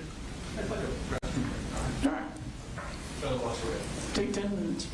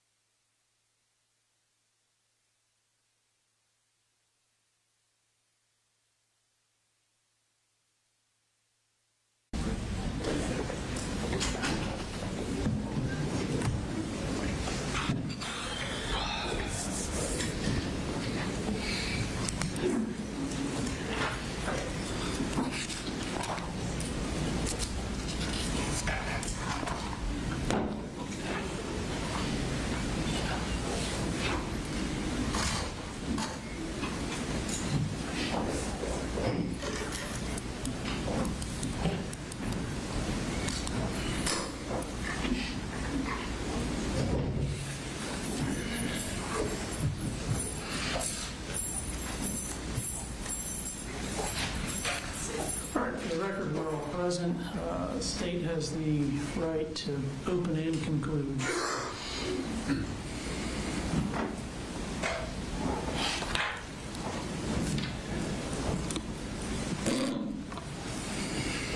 Your Honor, the impulse in something like this would be to give an impassioned plea, but I can't match the eloquence of the victims when they spoke on Friday, and I cannot comprehend the depths of their loss. So I will leave that with them, because I think they touched on it perfectly. But I do want to talk about Mr. Gray. I think it's become abundantly clear through the state's presentation of evidence that the ultimate goal of all of his actions and his underlying motive was to be famous, not in the sense that we adults think of fame, but specifically famous and popular within this subculture community known as the TCC. He self-identified as this, and he was an active, exuberant member of this group. And when this case happened, coming into it with an adult's perspective, and the investigation caught Colt right then, and then quickly in the days after started to notice the guilt of his father,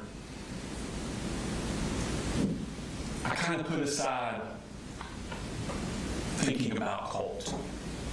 And as the father's case went forward, I focused more on the father and what the father was doing. And it wasn't until after that trial, when we thought about this trial and this sentencing, that I started turning back to what was in Colt's mind.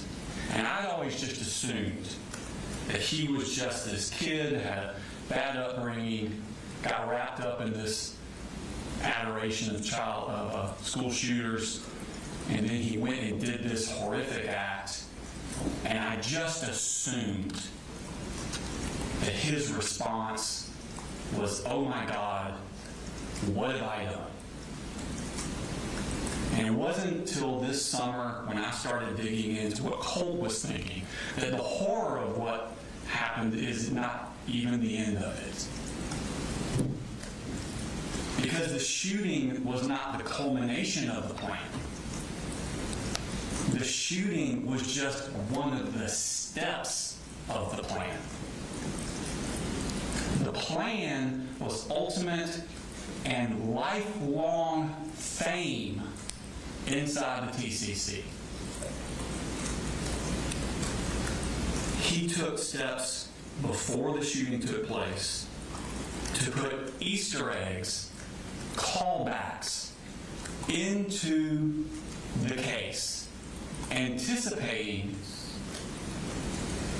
today, anticipating these things, us being here, releasing them into the wild to keep his fame going. He put symbols and phrases on his rifle that all pertained to things that were important to the TCC. He staged his computer to look like Adam Lanza's. If you notice in those pictures, Adam Lanza had multiple screwdrivers around it set up in the middle of his room. He had multiple screwdrivers set up in the middle of his room and the hard drive open, exactly like Adam Lanza's. And it's not a coincidence, because you heard in his jail call him say, wait till the crime scene photos of my room are released. He thought about it ahead of time. The day he's doing the shooting, and he's supposed to be so lost in his mental illness, he has enough wherewithal to stage that in anticipation of the day in the future when they would be released. He sends the same text messages minutes before the shooting that Nicholas Cruz sent minutes before his shooting. someone who's in some sort of uncontrollable emotional breakdown. He is still calculating up to the second of the shooting. He places his notebook on the desk to be found with all of those Easter eggs, referring back to Nicholas Cruz, Adam Lanza, James Holmes, because he knows they will be released at his trial. And then the shooting came, the next step of his master plan. Jason Smith interviewed him within the hour of the shooting. And he continues. He has the mental wherewithal within an hour of the shooting to place more Easter eggs, more callbacks inside that interview. The purple gloves. He must have said the word purple 5-6 times. Calling back to Kyle Rittenhouse. Telling them that he called the hotline. A blatant lie, and another callback to James Holmes. He's saying this with more steps are being done to his ultimate goal of eternal fame after the shooting. He mimics Nick Cruz's arrest interview. I hear voices. Oh, I blacked out. This is not someone who's in an emotional breakdown and realizes, oh my God, what have I done? This is someone who's in the midst of their plan and they're still going through with it. Within a month, he's getting the word out through his mom. He's looking to see the posts, if he's popular or not. He has already sent pictures to Mandy for Mandy to release. They're released. He's so excited. And make no mistake, Marcy's disgusting, and her actions are contemptible. But he's the one that's directing her what to do. He's the one that says, pull up Tumblr, pull up mass killers on Reddit, call Mandy, tell Mandy to do this, make sure that happens. I know she's supposed to be the parent, but he's the one that's directing all this.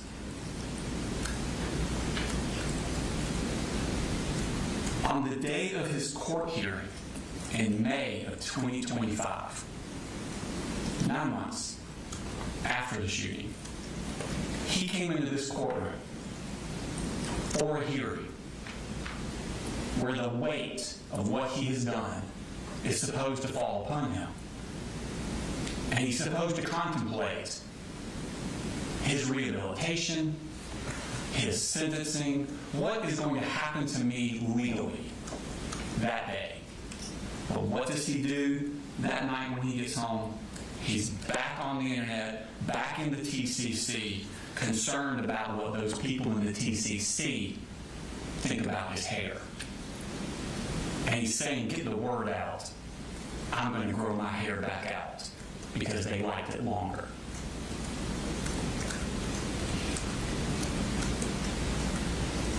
He had a bad childhood. We're not contesting that. But the childhood he had, and to try and say that that had anything to do with what he did, is offensive to the thousands of children in Georgia who are truly, truly brutalized every year. I know he's had a bad upbringing, but like I said, the defects. In this courtroom, we've seen a lot worse.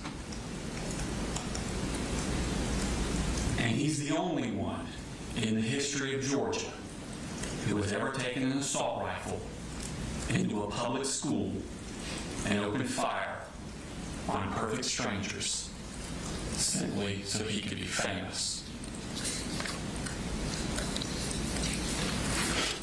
This is not easy, Your Honor. As the son of boys, or excuse me, the father of boys, I understand completely what Dr. Richards said. 14-year-olds have not fully formed into what they're going to become. I completely agree with that, and I understand that. But we've seen no evidence he has any ability to develop a conscience or any ability to ever fully value human life.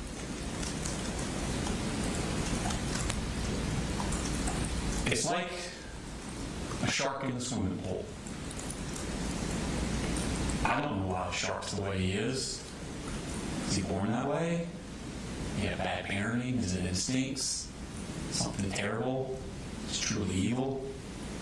I don't know why the shark is the way the shark is. But I do know one thing. He can't be in my pool. Colt Gray cannot be in society. And I ask you to sentence him to life without the possibility of parole. Thank you, Mr. Allen.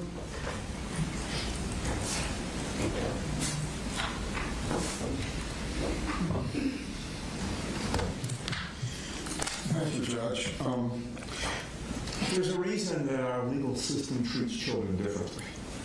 And Mr. Smith has just talked about as part of his closing. They are immature.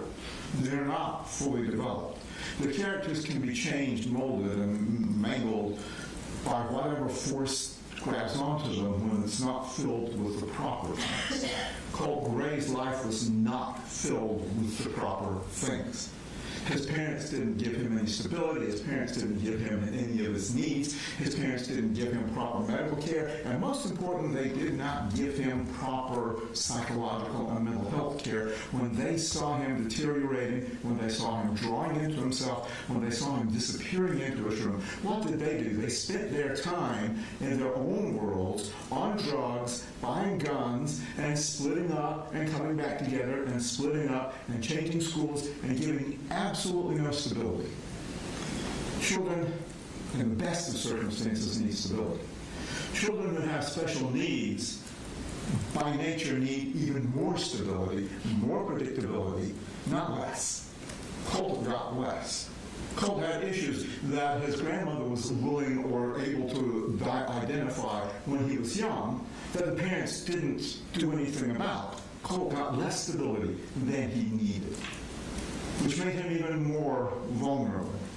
As we look at how we sentence somebody, and we're not taking the position that he didn't do something wrong and heinous and horrible, that has to be admitted, and he's admitted that. And he's come forward today. He could have had a trial, but he didn't. He spared the community the trial by stepping up to do a plea to admit his guilt. He admitted his guilt that day on 2 occasions. Now, there may be some conversation as to whether it was every fact that he put in those interviews was honest fact or not honest fact, or changed or manipulated. He was traumatized before he did the shooting, traumatized by his own actions, and the trauma continued after the shooting when he finally realized what he did. Yes, he had some bits of clarity, but that is driven not by evil intent, but by a desire to be accepted. And that has been the whole drive of what he's done in the TCC community. If we look at Dr. Richards' report, on his recommendation, the factors that we need to consider, which come out of Miller versus Alabama, on how we sentence children who have done bad things, we have to look at his maturity level. These situations that they're citing to happened when he was 11, 12, and 13. And everyone has dealt with any child knows they're 11, 12, and 13. They don't have any good sense, especially boys, when they're coming into that age range. Anything that's a risk is something that's worth doing. But when you're left isolated, when you're left with no moral grounding, when you're left with no proper parental figure, you search for it somewhere else. You search for a model. You search for a hero. You search for a community that is accepting to you. That's where the vulnerability part comes in. He jumped onto a community that he could get accepted in and started reflecting. They call it mimicking. He's reflecting the behaviors of the people he's reading online. It's not that he's mimicking shooters. He's reflecting the behaviors of the community that seems to be willing to accept him, but his own parents won't. Or his own parents won't even give him the minimum that he needs to think of himself as being worthy. Yeah, he may not have been hearing the voices, but certainly he had and reflected ideations of wanting to end himself, but not. A level of self-hate that I can't begin to imagine. But that is the world that he was trying to cure by filling in with the world of the TCC and reflecting the same kinds of things that they were talking about. Well, I understand that the victims have lost a great deal in this. So Colt has not really lost because he didn't have. He didn't have those supports in his family, and he didn't have the help that he needed. His parents were obviously totally abject failures.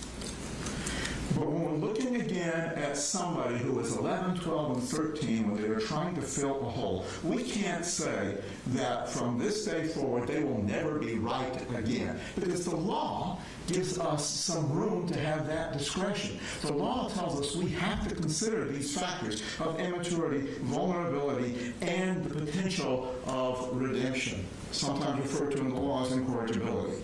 He is not irretrievably broken. That's been demonstrated by what he has done in DJJ. That's been demonstrated by the conversations and the development we've heard from both Ms. Brose and from Ms. Polhamus as to how he has changed when he finally got what he needed, which nobody had given him until this event. The idea of Easter eggs, you would have to assume a level of maturity of a 12 to a 13-year-old to be able to plan that out and to think that through. And we also need to look at the dynamic of Marcy and Colt in those conversations. Because a few months before that, Marcy had threatened to kill him. And now he's having a conversation where his mother is actually engaging with him, not threatening him. We've heard about from Ms. Brose again, the DFACS cases where his mother had abused him, and his mother got drunk around him, or high, or whatever drug of choice she had at the time. And now she's in a conversation with her where she's laughing with him. It's not him encouraging her to do something bad. It's trying to hang on to something that he didn't have without these horrible events. Judge, this is a hard decision because so many folks have been injured in ways that are indescribable. We've heard them, the families, testify to the impact on their lives.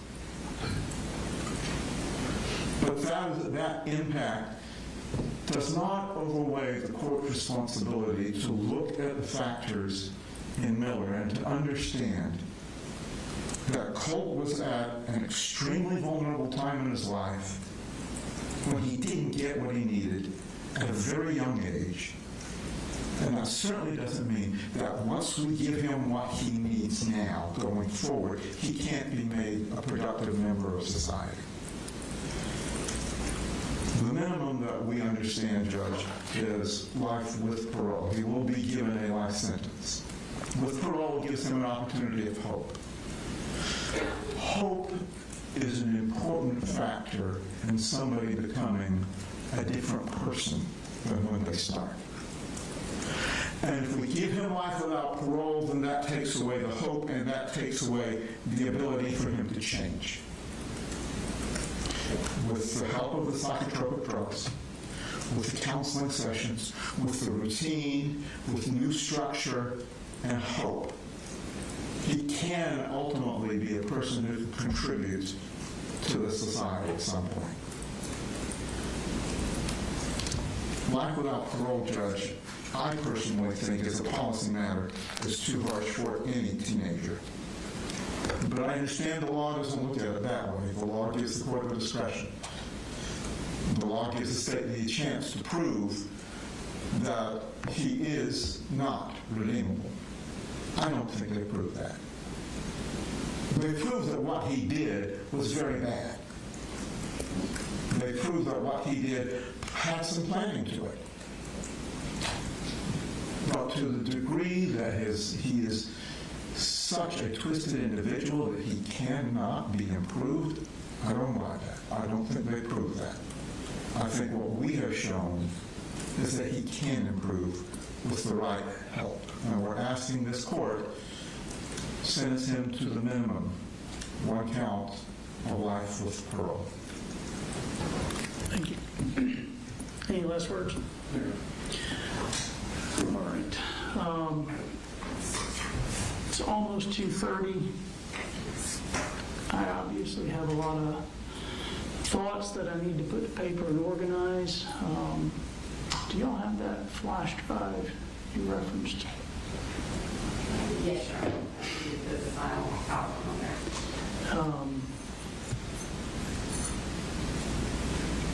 I don't know how long it's going to take me. It often takes me longer than I think it's going to. So I would say I'll shoot for 3:40. That's an hour and 15 minutes from now. I say this somewhat tongue-in-cheek. If I'm not done then, please wait longer. So 3:40 will be the goal. Thank you.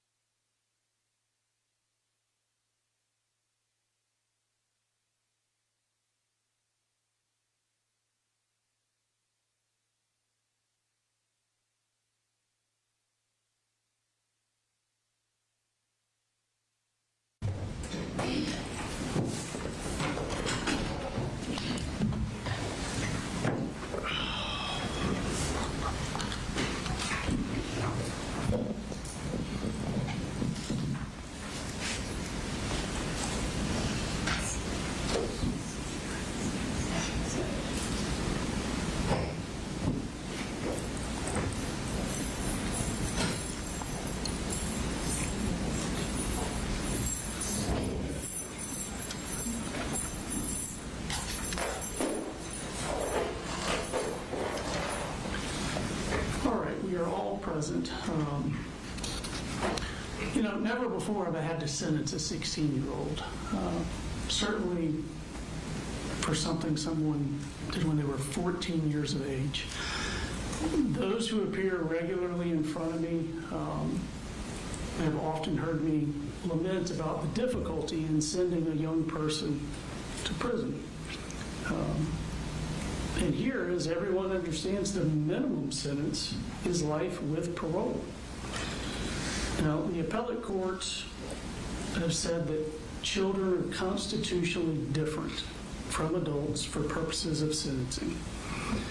That stems from an understanding that juveniles aren't fully formed cognitively. Hallmark features of a juvenile include immaturity, impulsivity, recklessness, and a failure to appreciate risk and consequences. And because of these factors, the Supreme Court says that the Eighth Amendment prohibits the death penalty for juveniles. The Supreme Court also disfavors life without parole for juveniles, declaring it to be a constitutionally forbidden, disproportionate sentence in all but the rarest of cases. Life without parole is thus authorized only for youthful crimes reflecting permanent incorrigibility. Life without parole is barred for crimes that are born out of a transient immaturity of youth. Now, I recognize that with your guilty plea, you've assumed responsibility for your crimes. You have made a lengthy and public trial unnecessary. I also recognize that you were failed by each of your parents. You were failed by your extended family. To a certain extent, you've been failed by a society that can't stop propagating this misguided value in online cultures and social media, rather than making genuine interpersonal connections and relationships. But that failure does not absolve you from who you chose to idolize, worship, and become. 4 lives were stolen, 2 of them really just beginning, and it wasn't done out of fear or anger. You weren't being bullied at Apalachee. It wasn't done out of hatred. You didn't even know anyone at that school. It was done for the infamy of it. Now, your childhood instability and neglect would explain or mitigate finding yourself in one of those problematic places that Dr. Richards testified about. But planning, fantasizing about, visualizing, and executing a school shooting don't put you in a problematic place. It puts you in an unredeemable moral wasteland. Your crimes do reflect permanent incorrigibility, and I will sentence you to life without parole for each of the malice murders that you committed. You understood the horror of what you were going to do. You studied the trials of those other shooters. You even critiqued the victim statements given in those cases, and yet you did this anyway. You wrote, "I want to make history. I want people to remember the pain I caused." And there you succeeded. The pain that you visited upon this community is unlikely to disappear in my lifetime. You do not seem to be tormented by what you did. You seem to relish following in the footsteps of the murderers you idolize. You aren't racked with guilt. You're proud of yourself. Less than a month after the tragedy, you weren't concerned with the horror you wrought, but rather with finding out which mass murderers they were comparing you to. A youth may fail to consider the harm his rash actions inflict before acting, but you did consider it. You studied that pain when you researched the trials of your profane idols. You contemplated that pain over and over. This wasn't transient immaturity. It was deliberate, contemplated evil. You were all too aware of the court outcome of those mass shootings because you studied and obsessed over them. You know that the Aurora Theater shooter received life without parole. Nicholas Cruz received life without parole. Ethan Crumley, a juvenile, received life without parole. Yet you were not dissuaded. Your plan was not hastily hatched. It was a slow boil simmering more than a year's time. You savored the thought of it, you visualized it, and you fantasized about it. You broke it down step by step in visualizing what you were going to do. The thought of mimicking these other mass murders is what brought you joy. Now, for the rest of us, there is no joy here today. There's only a measure of closure. The slain will not return to life, the injured will not forget their wounds, and a 16-year-old boy will live and die in prison. You have certain post-plea appellate rights I need to inform you of. You have a right to file a notice for a discretionary appeal within 30 days of today's date. You can have a lawyer represent you for that, but you are not entitled to court-appointed counsel. You have a right to file a motion to withdraw this guilty plea because it's less than 30 days before the term of court ends. You have to file that within 30 days of today's date. That would be to correct a manifest injustice. You do have a right to a court-appointed attorney for that post-plea appellate right.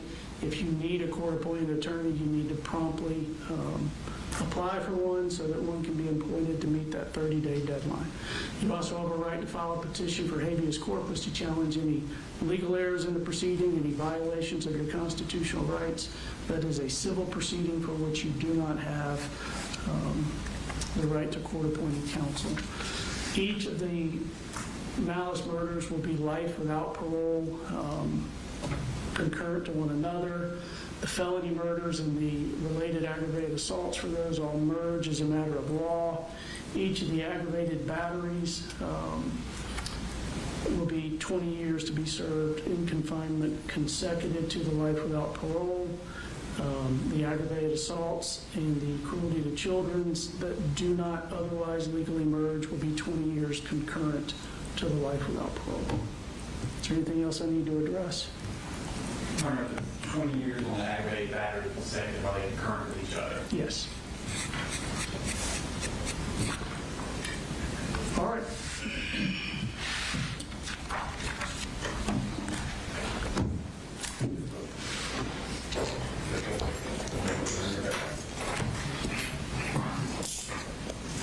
We're adjourned.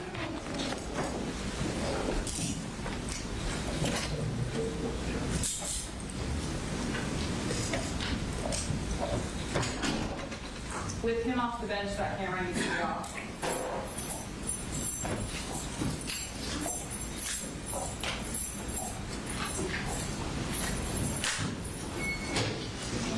If we could get everybody to start following out road by road, that'd be great.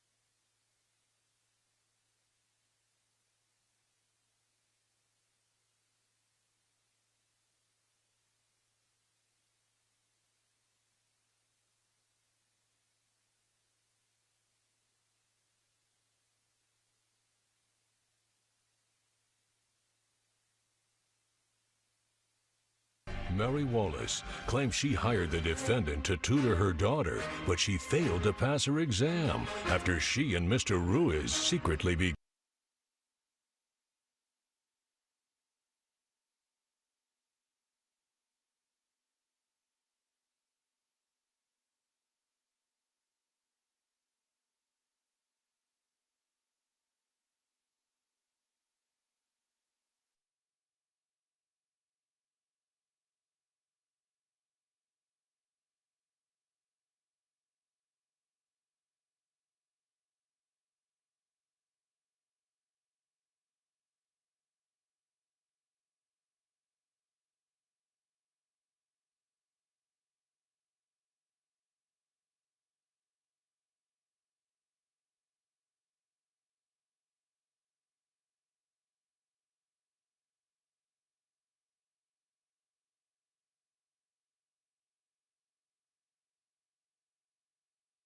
for this 16-year-old self-admitted school shooter. Yeah, Cheryl, Faith, this certainly went quicker than we were expecting, really just an hour and a half here until the judge handed down that sentence. And he did not mince words, saying that he understood that Colt's parents, Marcy and Colin, both failed him, even admitting that society may have failed Colt in many aspects, but saying, and I want to quote and read this here, that failure does not absolve you from who you chose to idolize, worship, and become. The judge saying he did this for the infamy of it. He did not believe any words of remorse. Really just a heavy packed courtroom in there. I've been getting updates from Grace King, who is inside that courtroom right now as that was delivered. I'm obviously standing outside Barrow County Court as we wait and cover team coverage on this.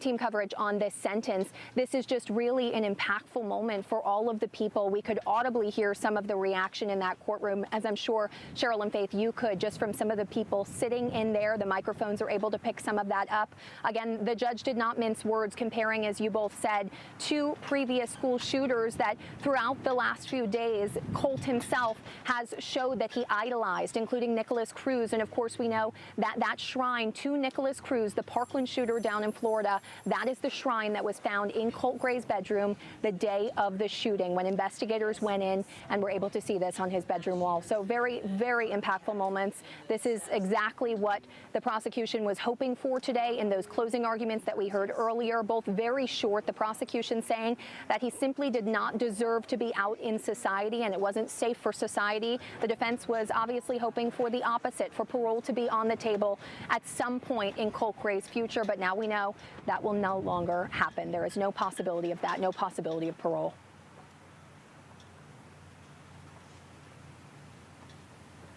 Marissa, you have been listening to extensive testimony over almost 3 days.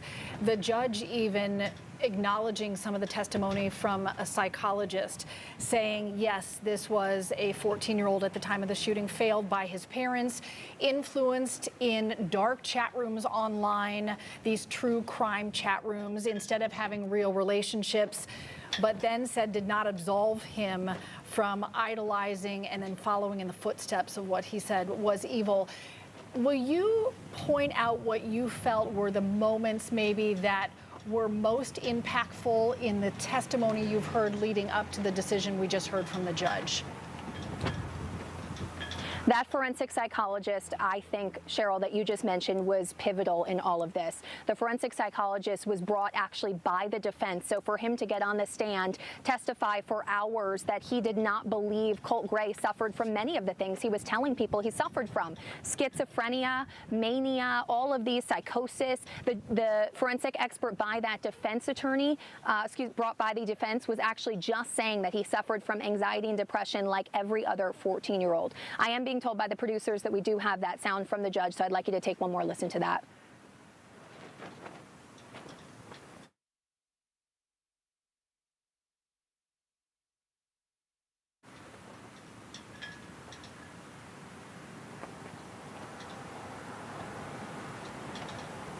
You broke it down step by step in visualizing what you were going to do. The thought of mimicking these other mass murders is what brought you joy. Now, for the rest of us, there is no joy here today. There's only a measure of closure. The slain will not return to life. The injured will not forget their wounds, and a 16-year-old boy will live and die in prison. And the judge also making a few quotes from Colt Gray himself over the last few days, including, "I want to make history and I want people to remember the pain I caused." The judge wrapping up by saying, "There, you succeeded." Cheryl, Faith. Marissa, thank you so much for bringing that to us. Do we have time to ask her another question? Yeah. We do. Okay, Marissa, I want to ask you about just the reaction in the room from the families. Oftentimes, we see these mass shootings, and I mean, it was even evident that Colt idolize the shooters, right? But we don't hear much about the families after this happens. The shooters become these celebrities. I want to put more focus on the families, on the victims. What was the feeling? And I think for some people, okay, it's obvious, but can you really just paint a picture of the emotion that was going through those family members and the friends and family of those victims that were in the courtroom? Faith, I can tell you for the last few days, on that first day on Friday in court, we heard from those victim impact statements. So we heard from many of these families. Just now, I have been stationed outside of Barrow County Superior Court, so I was not in the courtroom. I could hear what you guys could hear, which was the audible reaction through the microphone that we were picking up even from the judge. We could hear it from the galley there of people sitting in that courtroom taking all of this in. And it sounds like we have the district attorney who just received this win here, life without parole. We're going to take it live right now for you inside the courtroom.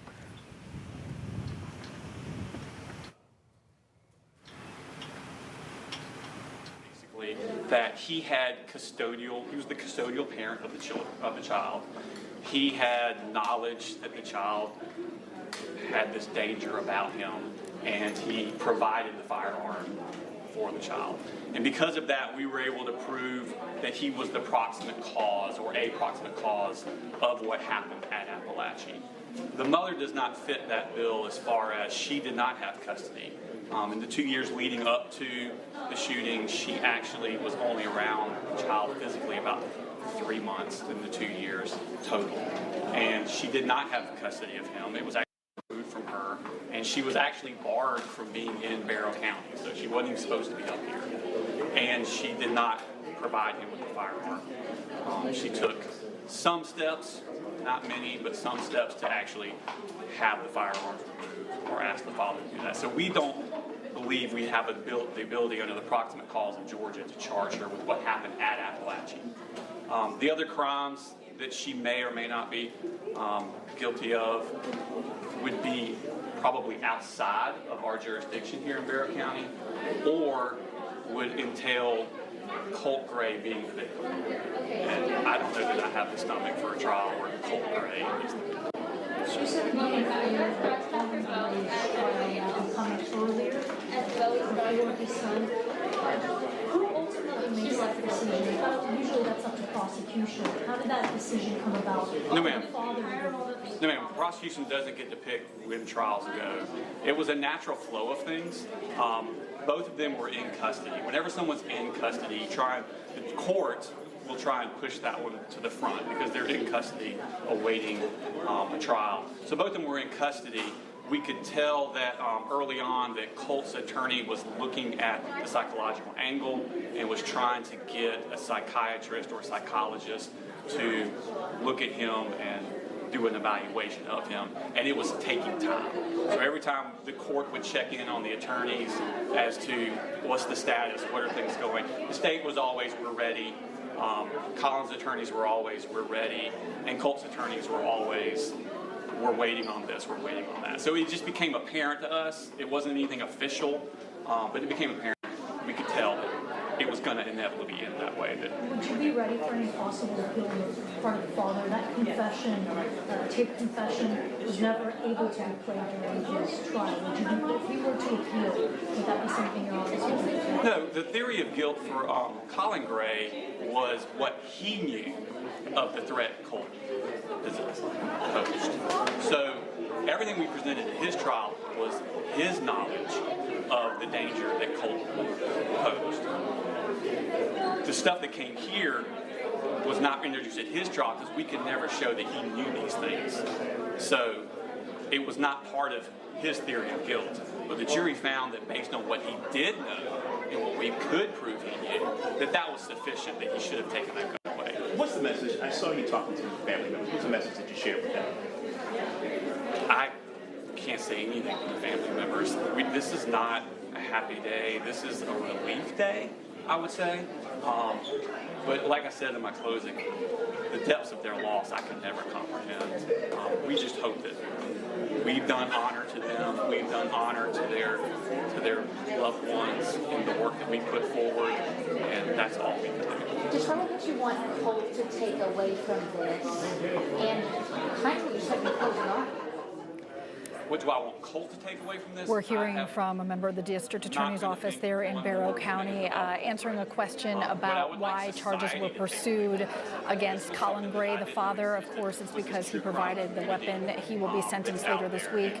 The mother had also been a big part of the testimony in the last couple of days. And as he alluded to, and is forefront in all of our minds this afternoon, at the center of this all, the 4 victims, 2 students, Christian Angulo, Mason Schermerhorn, and 2 teachers, Richard Ricky Aspinwall and Christina Irami, lost their lives in that shooting. Several others were injured, and countless people impacted who loved them, knew them, and this community will never be the same. We have streamed the sentencing on the 11 Live app. You can watch that there, and we'll be right back with more coverage.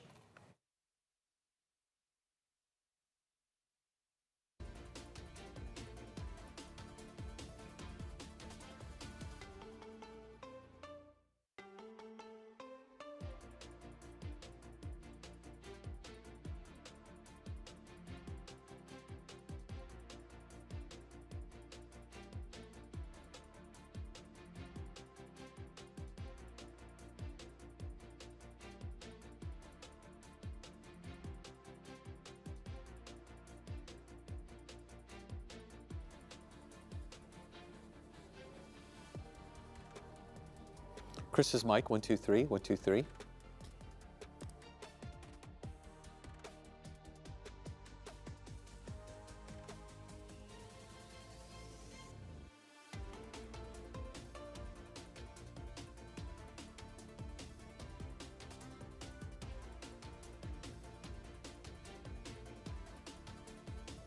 You're going to stop these. You're never going to stop these kids from doing it.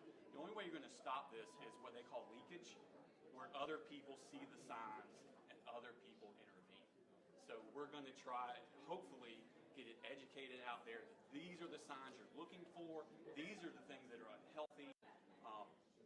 Mrs. Gray should have noticed this really early on. This is not just some innocent little game that kids play. And firearms need to be taken away from these children. There was some concern about this all happening because the school starts. Having this sentencing, does that allay any fears that may have been people concerned that this was hanging out there and kids would be having to listen to all of this? I don't think that's why it was set at this time. The judge had to do it with other things. He had other things he was looking at as far as his schedule and when it was set. We did try, we knew it was going to be this week, and we knew school was starting this week, so we did try and move some things around, like school open house, when can kids be here, because they wanted to be here, teachers wanted to be here, administrators wanted to be here. This is something huge for our community, and they wanted their own piece of closure. So we were trying to accommodate it as best as we could, but we knew it was going to be this week, and we were trying to get it finished as quickly as we could this week. Mr. Smith, Friday was an extremely emotional day for some kids' testimony of victims. I'm struggling for words that some of your victims may also testify twice in 1 week. What are the words that you have thought of some of your victims? We've told our victims from the beginning. We brought them in when we knew that the sentencings were going to be at the same time. We explained to them that victim impact statement is for them. It is not for us. I don't need you to help me get a sentence. I don't want them to feel like they have some sort of responsibility or some duty that they have to do anything. They are specifically for them.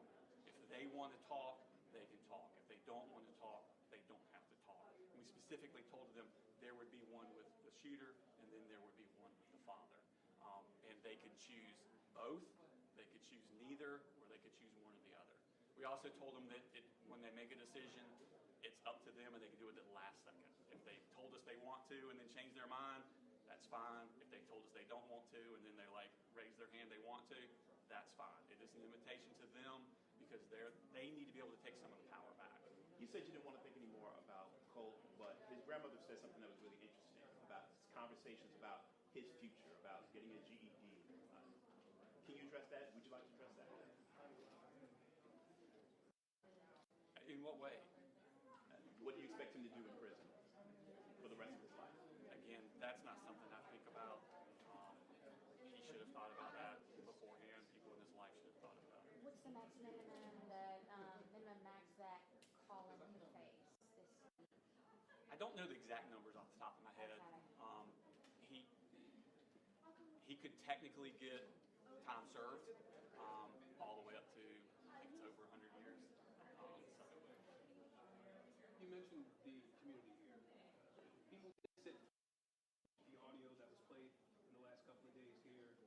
people sat through the video in the first trial. People are aware of how horrific this whole situation developed. What does today represent for this community?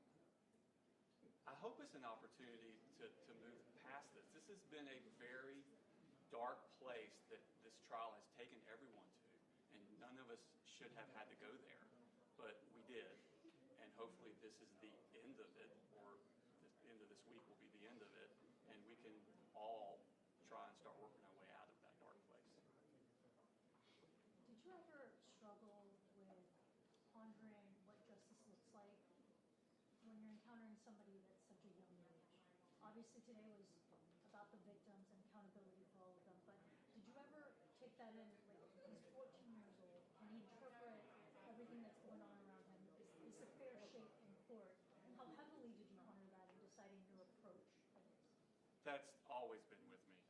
The first thing that I found out when the shooting happened was that he was 14, and it just hit me like a ton of bricks. It's always been with me. Like I said in my closing, I'm the father of sons. I understand what 14-year-old looks like, and to think that someone that age is making a decision that's going to affect them the rest of their life. There are no winners here today. This was a losing day all the way around. But like I said, hopefully this is an opportunity for us to work our way back out of that dark place. I just want to know what you were thinking in that hour that we were all waiting for the answer, you know, after, and then you see the family's reactions to it. I was actually at peace. We presented our case. What I need to know, I need all decisions to be made with the truth. And so we just wanted to make sure that when the judge made this decision, he knew everything, and he knew the truth of the situation. At that point, once we were able to do that and felt like we had done that and presented what actually happened, then it's up to the judge to make that decision, and I was at peace with whatever he would have done. Was there any particular piece of evidence, I mean, it was all terrible, but was there any particular piece of evidence that kept you up at night or shook you? Yes, ma'am. There was one piece of video from the school that we did not introduce at trial, and it will haunt me for the rest of my life. A major thing that you covered in the hearing was the Easter eggs or tidbits of information that you say you left behind for the true crime community to find. Are you concerned, or did you ponder at all the elements at trial that could be looked at in the future by future children in these sites, evaluating this and idolizing it in the same way that he did? Absolutely, and we know that's going to happen. We weighed that, we talked with experts about it, and we ultimately landed on it is more important for society, for the rest of society, to know this dark, ugly place exists, so that we can start doing something as a society to fix it. I don't know what that is, but you can't fix a problem if you don't know it exists, and they were always going to do something anyway, and I hope they know now that everyone knows they're there and will be looking for them. Anything else? Thank you again for y'all's professionalism.